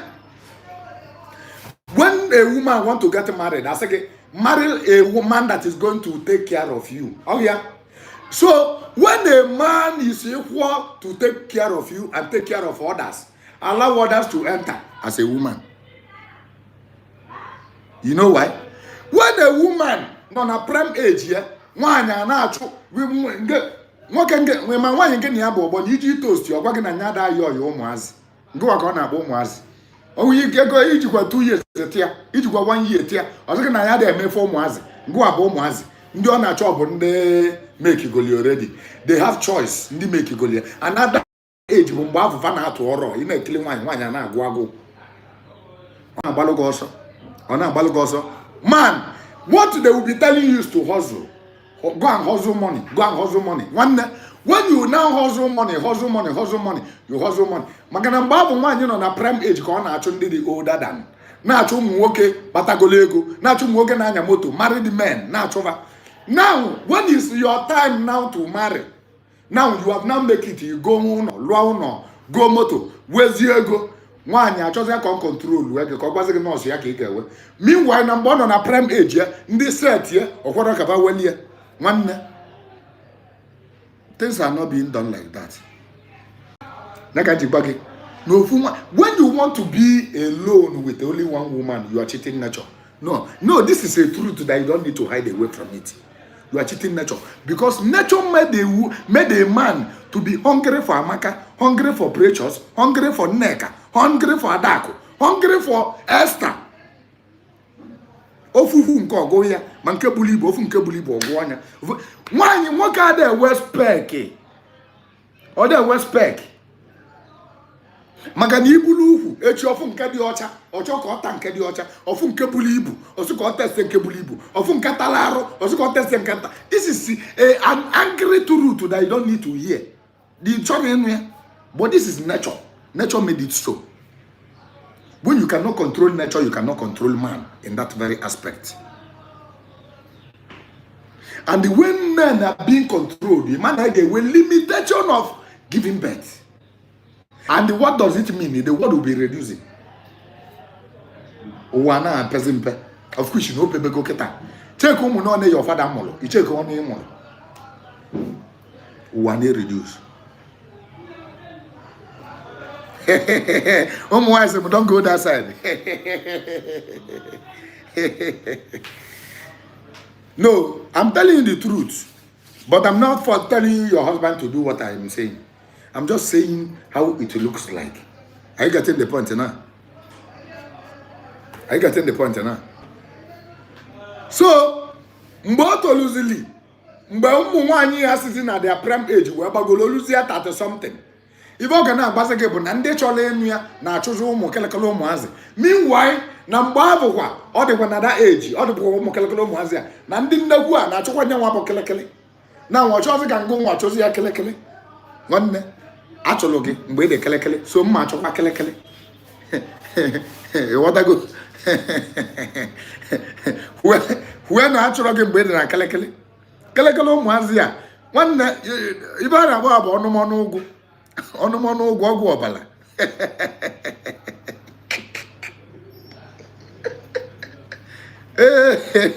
Obra Maino. Obra Maino. I don't want me who minor.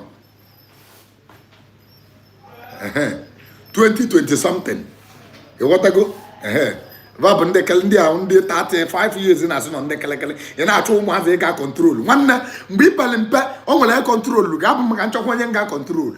Because that is what they will tell you. In a chom got control. Manon control looking by when at that age. I can control one day. Control one Bible with the watch one day. The water go. So you survive as that. You cannot climb a bridge and tell the bridge to break. The water go. This is it. This is it. This is how it is.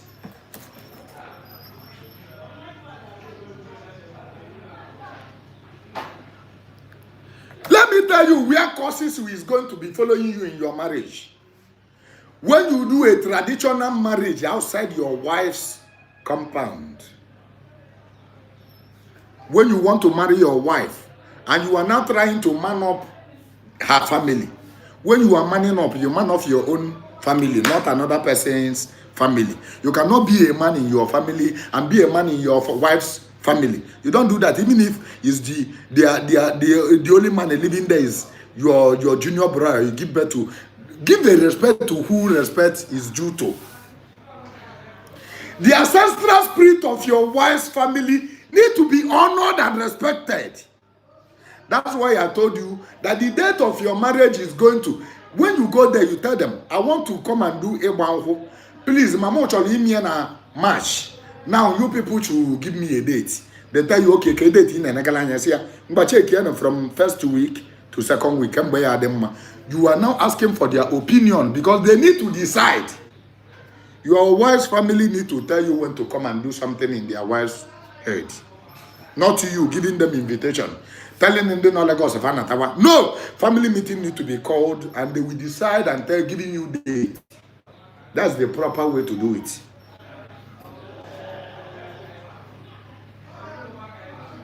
Respect your wife's family. Let them tell you the appropriate time to do their, when the convenient time, the time that they are going to be that is going to be confidential to them.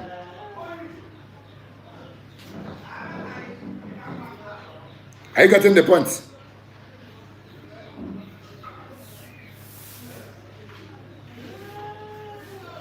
Go to your wife's family. Jaja banku above. Obu na igbarongu na your wife's family na igbali na church. One you insulted the ancestral spirit of your wife's family, and it will give you a problem through your children or through your wife or your business. Something may happen.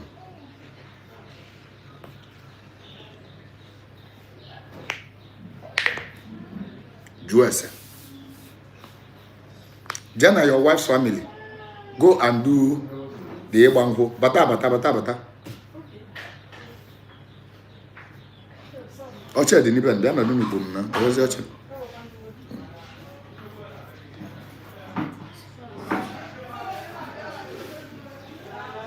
You got the point now.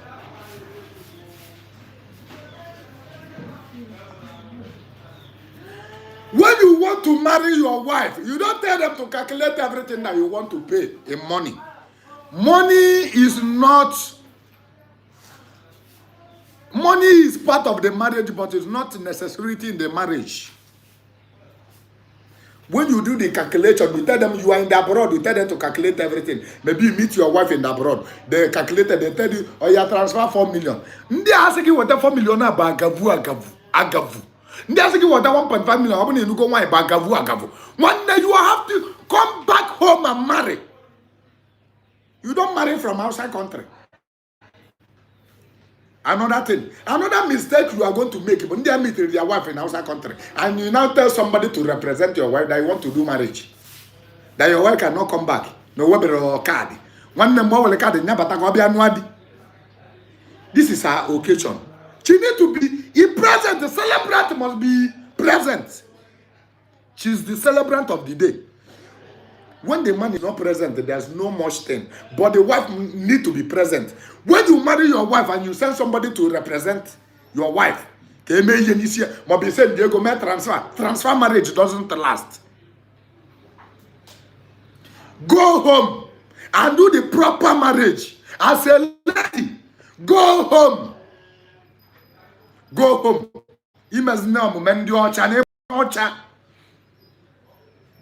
You are not the offspring of Ndi Ocha. You are the offspring of Ndi Igbo.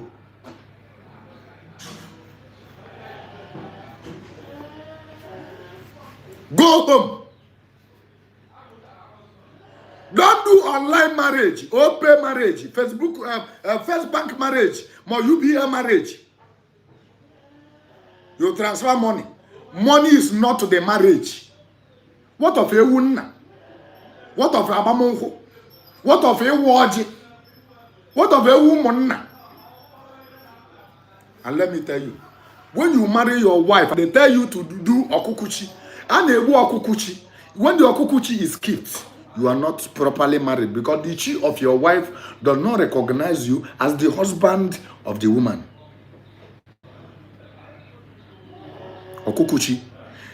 In our side, it must be involved. I don't know about others, but Okukuchi is part of Igbo culture.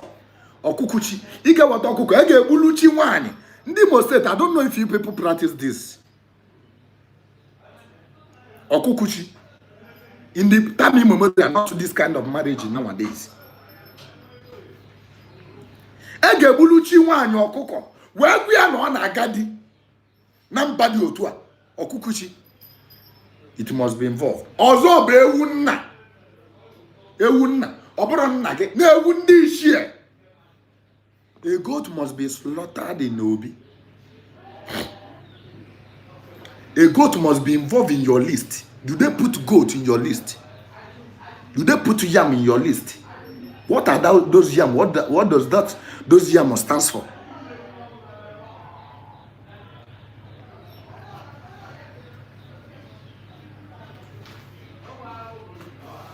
When you are expecting all the good thing to happen in your marriage, when you are expecting all the good flavor to come out from your marriage, you need to do the necessities of the ancestral traditional marriage. Once you skip any of them, your marriage is not complete. You are owing.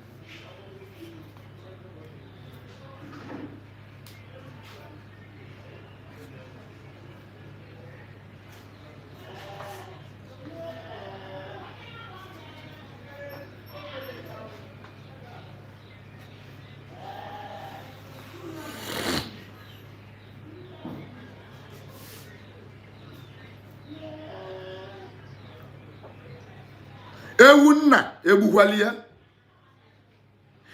Those ewunna is going to speak on your children. That is when the ancestral spirit of their mother's place is going to come and secure and protect them, provide, and make them to live comfortably. Ewunna. The spirit of their mother ancestors is going to be protecting them.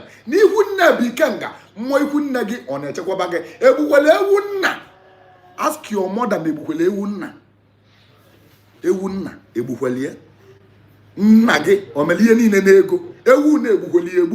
don't collect the money without killing the goat.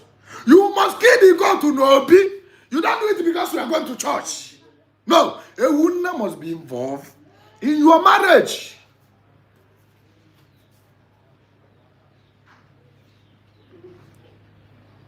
Ewunna must be involved in your marriage. And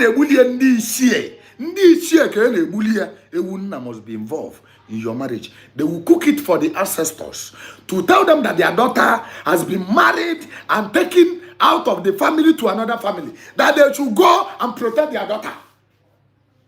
That's why giving birth is a problem to you. Because Ewunna was not involved in your marriage.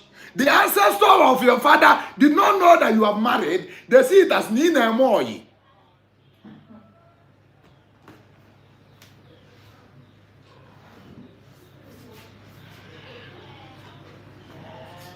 Are you getting the point?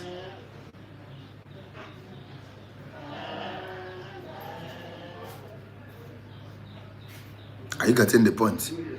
Nabani, mbebo agebute chinwani dokwenya. Mbebo bu dokwetelu chinwani. Eje walo obuchi, eje mali nwani na ebe ojeli idedi. Obuchi eto ebe na ogbu aka eje na edokwa. It will be handed over to the husband. Ege weluchi ya, mobo osichi ya, akpodi ya, agumye nye mbo, ito, ino, ise, isi, isa. Nyakoji wabolo na wanyi chido gwechi obavadie. Magana odie bu onye aguilichi ya n'aka. In some scenario, when another person do welugichigi, when your husband is still alive, your child will not accept the food because your child does not know the person. Your child only knows your husband. Are you getting the point?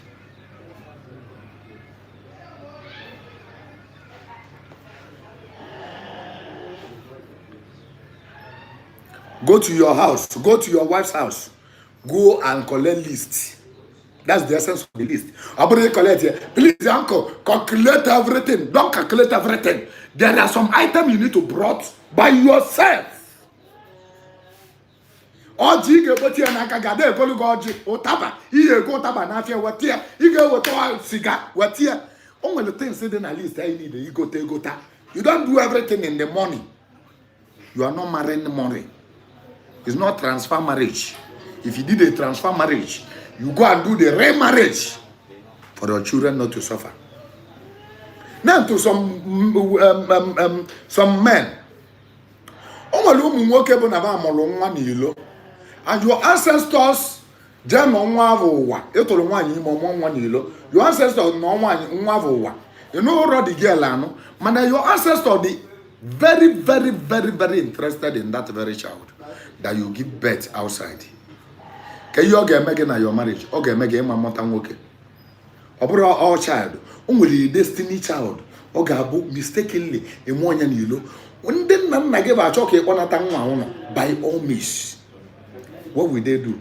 They will start affecting you. They will start affecting the wife you marry. When you give birth, when you want to give birth, they will not allow you to give birth. Even if you want to give birth, they will be giving birth to a woman. Because there's a boy outside, a destiny boy that they want that boy to come back. Because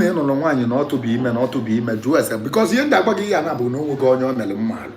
or JJ Mego Nyaban, Babata Wanya, Munyan cause or to leave my mobile Gabon cha. There are some people that this kind of thing is affected. Jamie and this one, Babata one, or killing what they child, Munya chip or Napoba. Kamunya game one.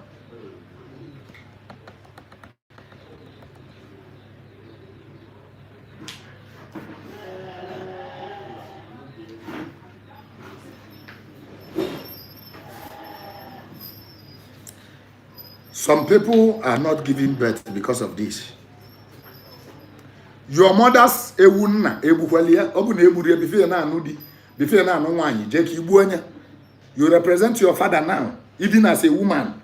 Go and bring money, buy the goat to take it to your mother's place. Let them kill that ewuna. He's going to speak on your head. As a Madiana, see that place.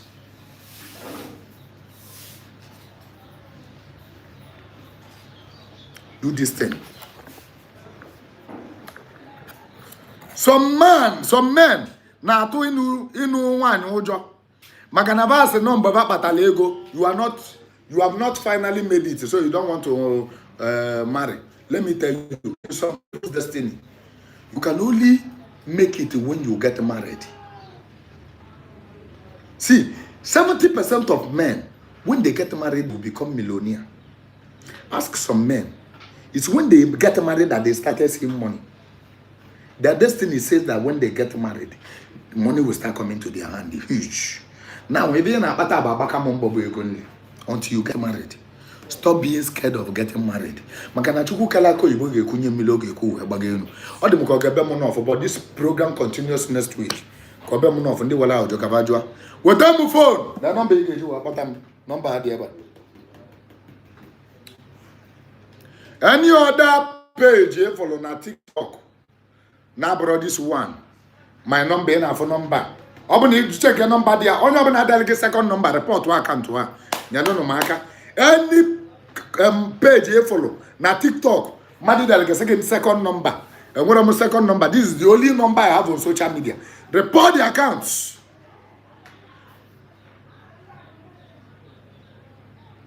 Number here you are 080 65203774. Because one on your phone, now see our phone. One on phone, see our phone. A one on call, see with them now with them phone.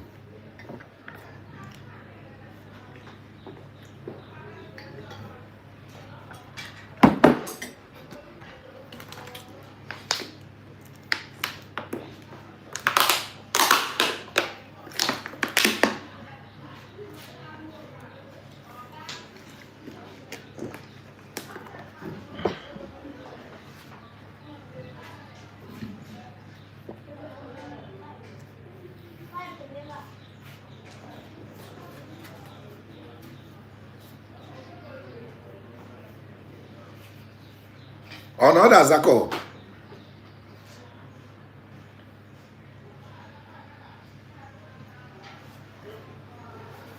Another.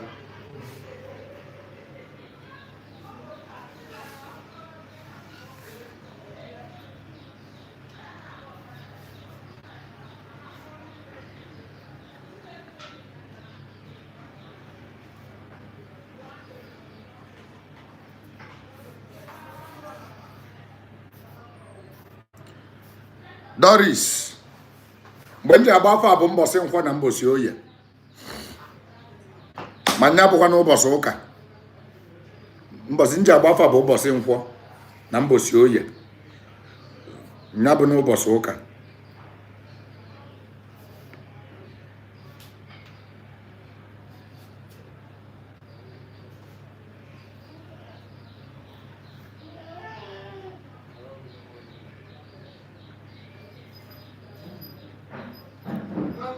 Uchenna ezi agụlụ. Uchenna ezi omi ka ngwọta iyi na-ekwu na okwu adị deep. Ka ngwọta ọfụma.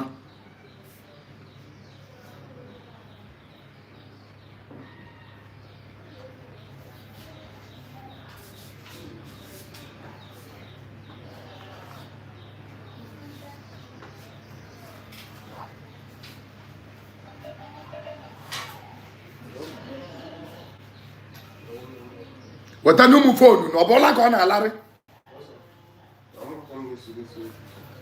Hello? Hello? Hello, anyị na-ekwu kịta. Anụbago m ya ka ga ime nke na mmiri na-ekwu. Gaba n'iru gara ajụ iwe ịjụ. Hello. Nke na mmiri na-ekwu gabazia n'iru.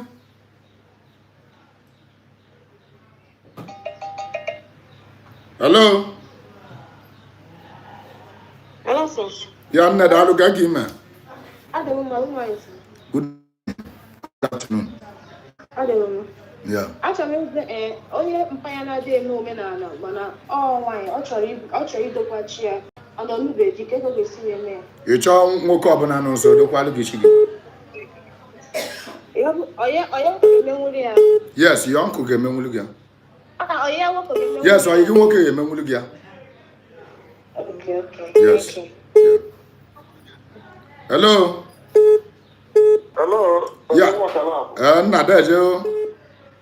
Don Nani na-ekwu. Don Nani. Odogwu. Kedu ọ na-eme? Nna m. Nke taa dị egwu. Ọgwụ ya nụ. Ama m ụfọdụ ga drag m va ya achọ ọtụcha vidiyo drag ya ma obele. Enwe ebe mmadụ nke ichefuru ịkpatụ aka. Ka ebe dị ya? Ya bụ nwaanyị ịnọ na be di sevu ego welalụ ndị be ha. Mmekwu ya next week. Nwaanyị isevu ego mmekwu ya next week. Next week mmekwu maka ya. Nwaanyị iwe na ego na be from be gị ya without di ya mana enwe mgbe ịkụzibukwa na ihe adọrọ mma ndị abịa m jụkwa ndị be anyị n'Enugwu ebe asị m. Hello? Na ọ na-akpọchiri nwaanyị ụzọ. Mmekwu ya next week ka anyị mezi ya next week. Okay. Yeah. Daalụ. Yeah. Hello. Hello, very good morning. Good afternoon. Nna daalụ. Biko ọnwa azụ nwere eti. Concerning maka nwaanyị ndị mana na ọbụla chi edere ole n'ebe mbụ kwụsịrị emu. Mana ọ pụta afụzi onye ọzọ edere n'ọnya nwa. Concerning maka okwu divorce ekwu maka ya. Onye ọka divorce nwu.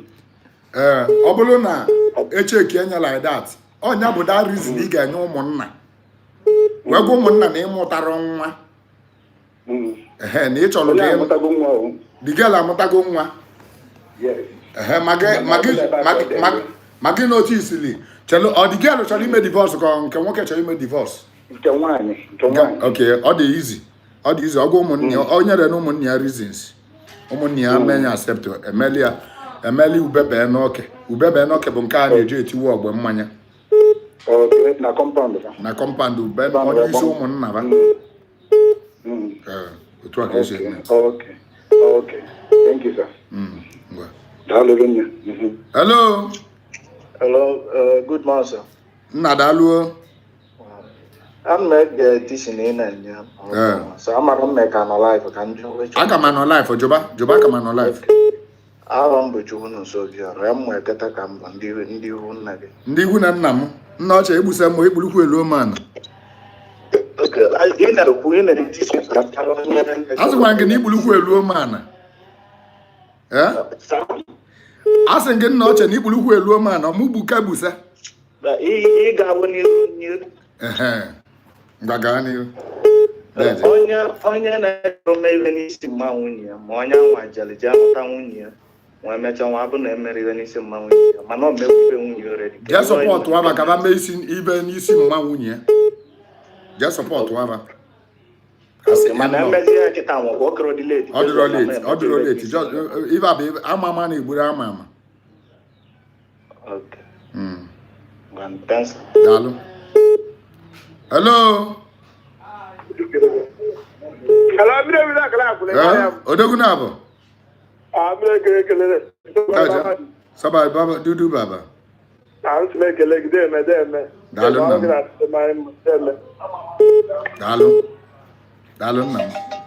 Hello. Hello, good afternoon. Nam Daja. What I hear your mouth. Dalu Nam. I'm born because Lagos. Okay. Anambra State. Nam Daja.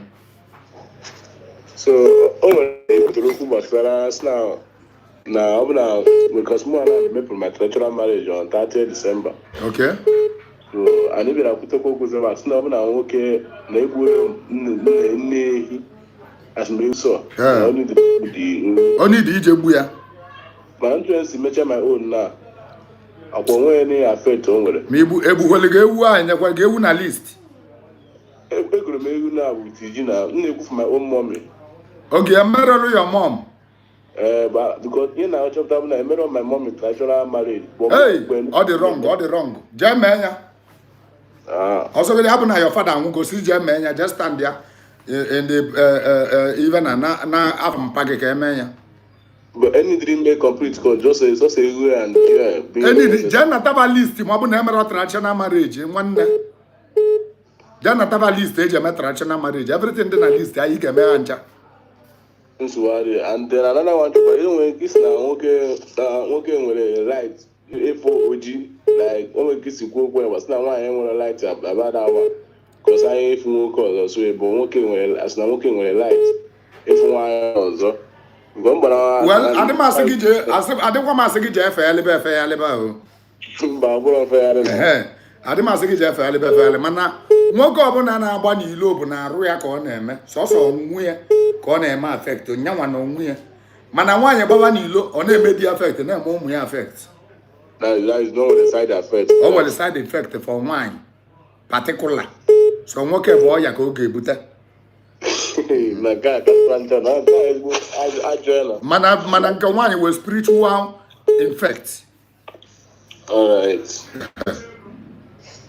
No, I'll try me. I'm not trying me. I want to my mom this year. Hello. Yeah, Nam Dalo. I'm Get a million. People who children at this program, Baganiru.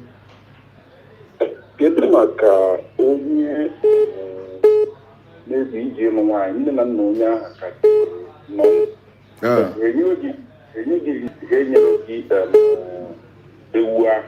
Draw hairs here.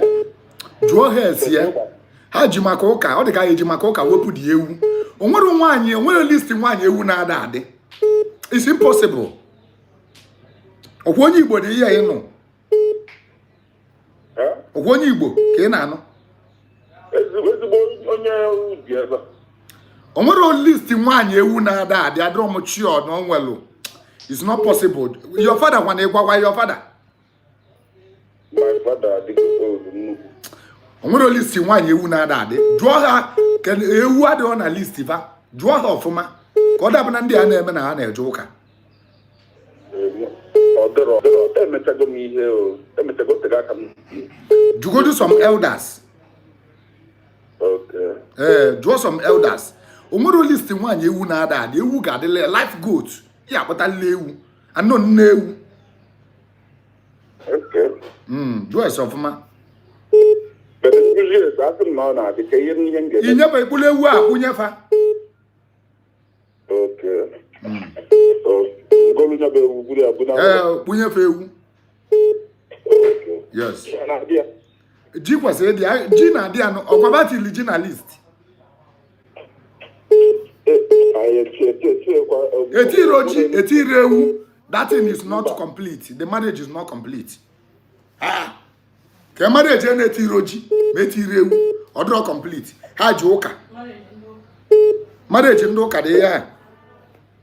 No. Okay. Yes. Good. Hello. Hello. Ya nna daalụ. Hello, nna. Nna, ka gị mee? Anọkwa m n'ala. Daalụ beri. Nna bochie, anọkwa m n'ala, ana m ekele gị. Ikwu nna gị dị gbara ya. Nekwe na anya nị. To, nekwe na nwa Adam. Abụ m Ya. anekwe m. Nwa Adam ihe akalecha. Be mami adịkwa ezi ama. Anya nị. To. Kadị ka imele ada anyị nwa ya nwani. O jere gịkwa n'ebe a dị ụba. Ewu. Ama m na rede nke na ụmụnne gị ka ndị oge ka ndị ikwu nne. Arụ dịchakwa na anyị nọ na ndị saịdị be nna anyị ha na-emekpakwa na anyị arụ. Bịa ikwu nne gị ni, bịa ikwu nne gị bịa kọsa anyị amalive. Anyị ejego nwanne m anyị abịago anyị na ikwu nne m last year. Anyị abịagolu pesalan and abịago m ịgbalịa m bịa mee ihe onye be ka ụlọ bụ ebe ga na-anụ mma gị onye nri oke na nri nri bụ n'ezigbo obodo na ọ dị ka famili nwa ojelu bụ and egbufuru mba ihe gbalị okirikiri maka na ọ maghị aka nne ọ maghị aka ebe ya ọ bụ ndị be Okoye onwe Abanne wee bido na nekwe ebe a ka m so ihe nna ajụ gị ekwu na ọ ya ga mmadụ medoche ihe eji emedokwa ihe eji emechakwa ọ na-agbakwa na si na-emebe ọ bụ na imele ibe chi gasị gị na imebe o depend because ndị a na-agba aba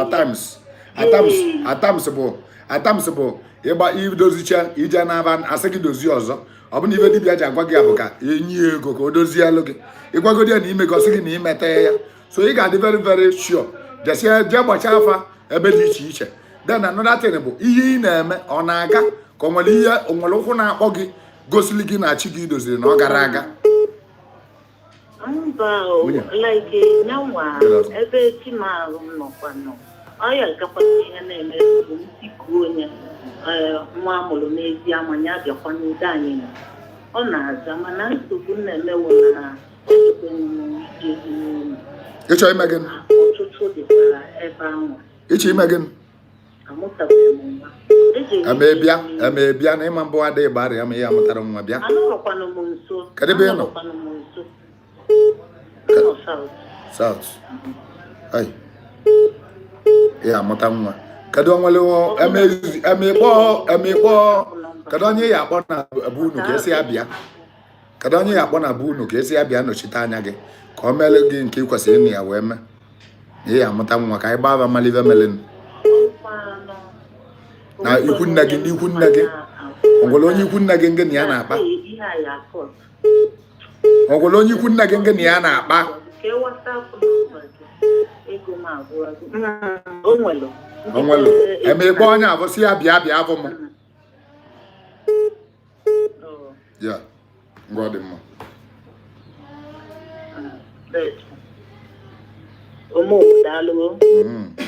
hello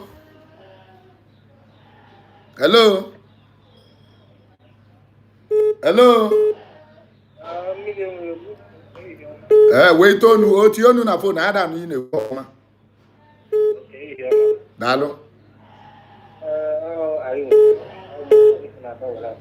nna m daalụ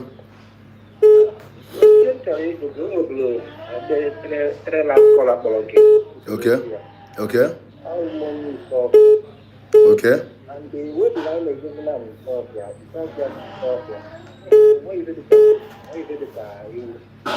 na-eke esi eme ya some village Isuofia to Isuofia eweli ka ihe emere ewu maka na ọ ka dị na the same kedụ mafia ofu okposi ka ji unu ga-eme ọjị mana ji ga-adị ya ewezela ọjị jego na ndị iche maka na ofu obodo mana when you want to marry outside your village ewu ga-adị ya right ọ bụrụ ya ebe onye ọzọ chọrọ ịbịa bịa nwa unu dịka otu mba onye gbara ya mụ nche bịa na onye isi ọfịa unu adị etinye ewu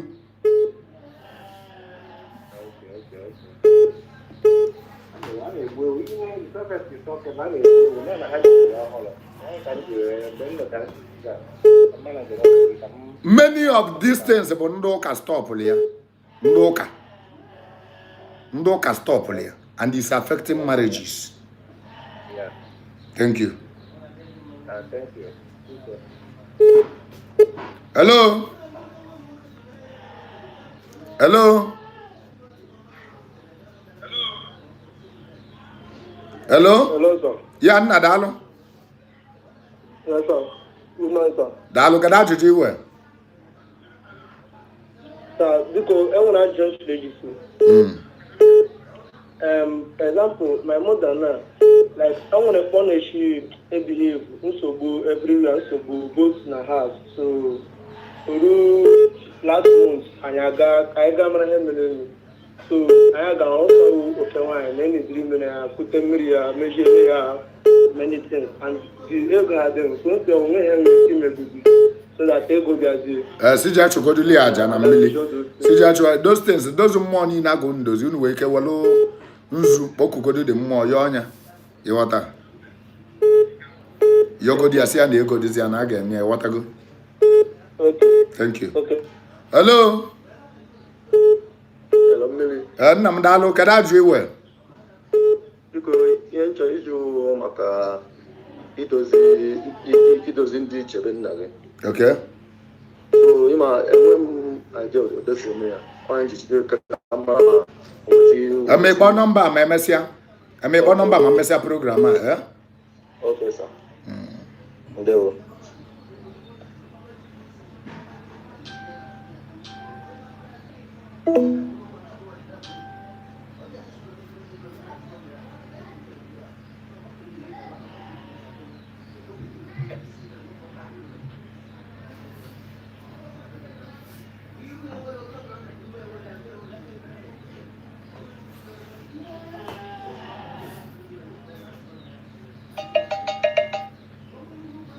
hello Hello.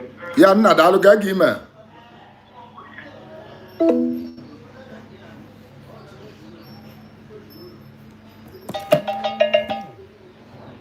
hello ya nna daalụ ngwajua okay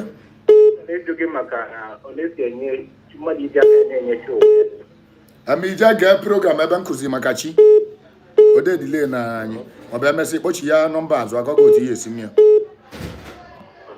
hello hello Hello. ya nna daalụ Ụmụ ya nchọrọ ịjụ gbasara idokwe ịlụ ọrụ mmiri. okay Ọ na-abụ ma mụna na-abụ arụzigharị ọrụ mmiri emezi ọ na-azụ aja ya ego a na-eji isi ọma ebe ọ dị ihe na-eweta ego aga gbatị agbasị na arụbụ ọrụ mmiri. jee lụọlị ọrụ mmiri na Arụghị ihe dị ka 3 times arụzi agbakwa agbasị na arụbụ ọrụ mmiri.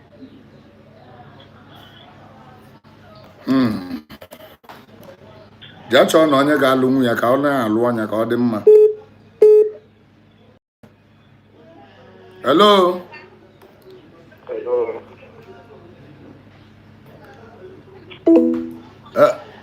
nna daalụ ga gị ime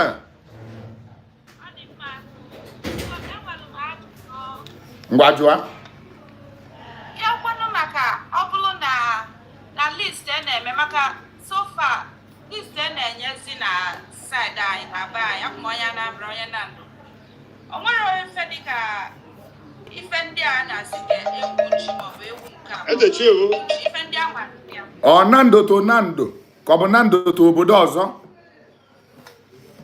ebe ndo obodo ọzọkwa ewu dia onwere ka isi na ndị Igbo onwere ihe ga-eme ka ikem dị enye na list tinye ewu nna ọ dịrọ possible ewu dia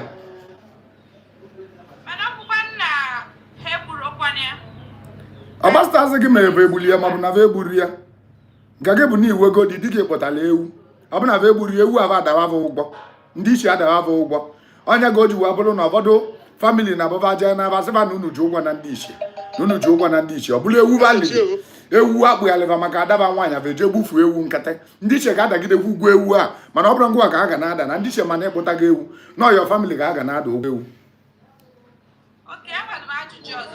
ngwa jụọ my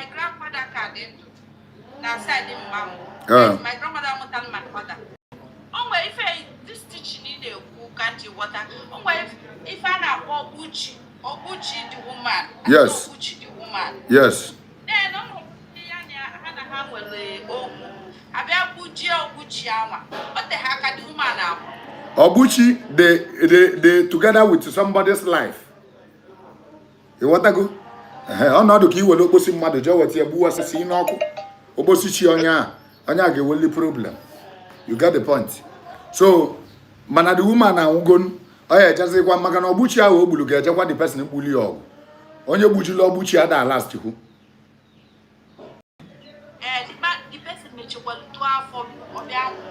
Thank you. I said it before you said it now. Yeah, but simple tradition. There's one day you get about it. It must get back to the person.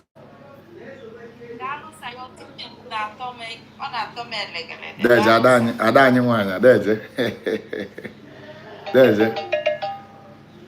Ngwa wepụzi onwe gị. Hello? Yeah, nna daalụ. Good afternoon.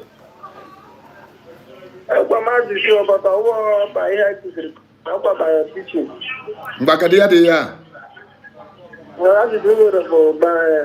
Renovation, no one keep calling the renovation. So more than renovation, renovation. Jawala kwa ki imego the thing imelo iya kwa ki me before imebe renovation. Yes, okay, abu ni imegi am so gbadoro na. Imegi na nwazi yozo. Nwazi yozo imegi. Thank you. Hello. Hello. Ya nna dalu ga gi me. Good afternoon, sir. Good afternoon. Biko, mmiri enwere m ajụjụ ya. Ngwa jụọ. Otu a na my father anwụgo mana di na bịa so and akwabeghị ya. So o nwere eme nwa afọ example na traditional marriage without akwara ya. Ọ bụ na ọ ga-ekwe omume sị kwa anya mana nke bụ di problem bụ mama gị. Ọ bụ na ya mama, ọ bụ na mmadụ anwụọ, ọ bụ na akwa ya. Ọ na-enye ezigbo nsogbu ma onye anụ adị. Mana gwa ụmụnne gị ka akwa papa gị ọ bụzi na akwara ya ịnụ adị. Okay, na mma na-ewu traditional. Yes, ị ga-emenwu ya. Ụmụnne m aghọtara m ha na-asị na ha ejiri ego and mụ na nwa m. Iji kwuru. Kpanụ adị. Ọ bụ na iji ego sponsor ka akwanụ your father. Ọ bụ na iji ego inye ya osi ndị brother si asị kwa anya sị kwadobe enye gị list. Ego nji Amanzu mgba ichalụnụ ịgbaba fa chọta na ị ga-asọpọtụ fa otu esi eme ya gwa fa chọta. Agwago ha na-asị na ha ejiri ego for na and the thing na ma. Don't worry. January. Hello. Hello. Hello. Yeah, nna daalụ. Good afternoon. Daalụ. I'm upon Ngwa gawa n'iru kada ajụjụ iwe. My mom go February month for 1 year. 1 year ji megin. Okay. And dinner get one. Mana akwago your mom. Probably by and I church first about 20 months. Unu akwa bi akwa mana unu ni onwulo ozugbo ni anya akwa bi akwa. Emekwa dị ọdịsị mgbe mana ebubere ihe nọ. Oge ebube mana akwa gị ya. Akwabeghị na ga-ebubere ihe ọbara. Ọkwụkwa na abọ ka a na-akwa. Onwe nke a na-akwa nke na-egbu efi ụfọdụ na-akpọ igbu efi. Nke a ka a na-emebe mana emego the first one kwa.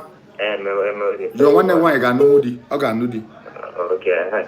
And the other na jo very good. Emana mo pamugo kakwana zamana mowa. All this na ne lore ya no. Wo nke do ma ya da ju pana na. Asamu na ma chari be da sere o. Na pe kolonga ga di won banda ne ti na. Maybe na ndambe trosta. So I'm not more great. I got one so and try to work with the Yeah, I got good on the say I got the bag. You know who why I demand to see you. I say I'm not going to because motivation about sometimes kind of crap so Kabi base lebes. Lagos. I may be a bago da for was I can be good. Managa boy or yaga bona. I demand buff online. You will catch on yours or balaga for the man buff online. Okay. And can get safe no number. Man, no more how guys get to contact to work. Number more dear. Okay, number really. Hello. Hello. Yeah, I'm not alone. Sorry, Baba. Somebody do Baba. I'm the Daloko. I'm a colleague in the Dalo. Yeah, I want Jim to Okay. Mile, Makato, Ma Toledo, Makato, Jason. Okay. Yes. I don't matter, but I'm not matter for Gagaram to Funy because all of Gaga, but but only kind of symbol, don't know Carina, no Wenga. So I got bar for man. I got bar proof where I got bar for so many places. Okay. Was a laugh on ya, Bafa. Hello.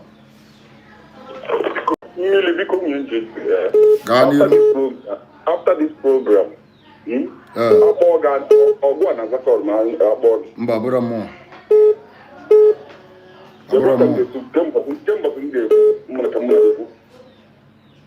guys tell one mother go be abem.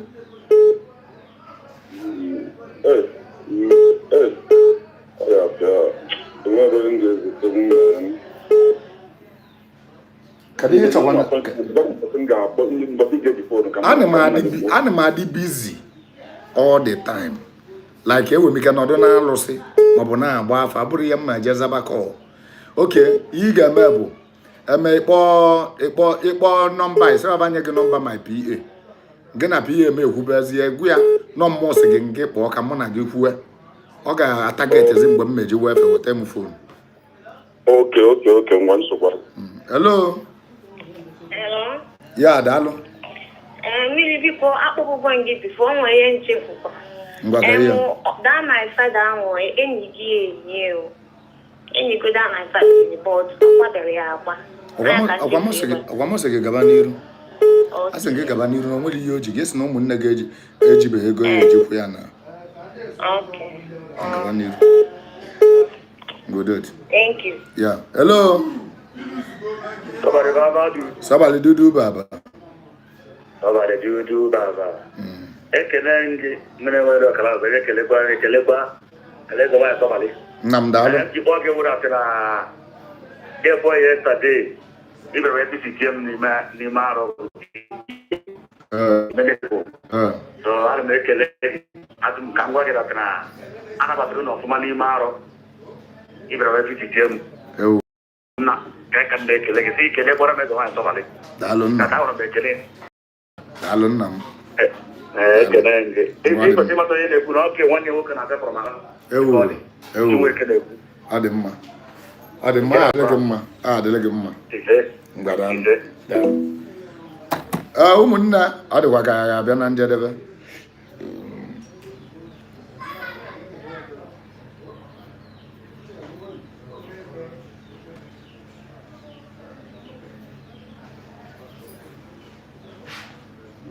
Oluchi. Oluchi. Hello. Dalo. Ngwajua. Hello.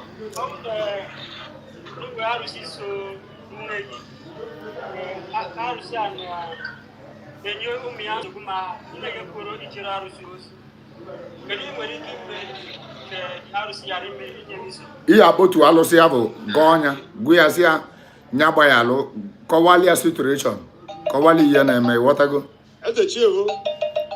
kọwalia sịa na nyakwụsị nye gị etụọli ya nzukọ ọnya ọ ya akwụsị nye gị nsogbu ịghọta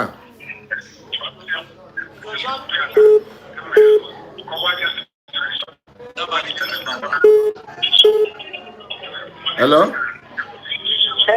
ya nne da Biko ụmụnne ya abịa na njedebe asị na ya dị n'ichi ọzọ bịa ichi na-azọ anya na-azọ onwe ọ ya dị n'izu ụka ọzọ ana m ekene onye nkwulu nke ọ na-alaikara nya gba ya alụ na mbọsị ọzọ na mmekwu nke ya alaik ngwa ka emesịa ogene ka eji achị izu mmadụ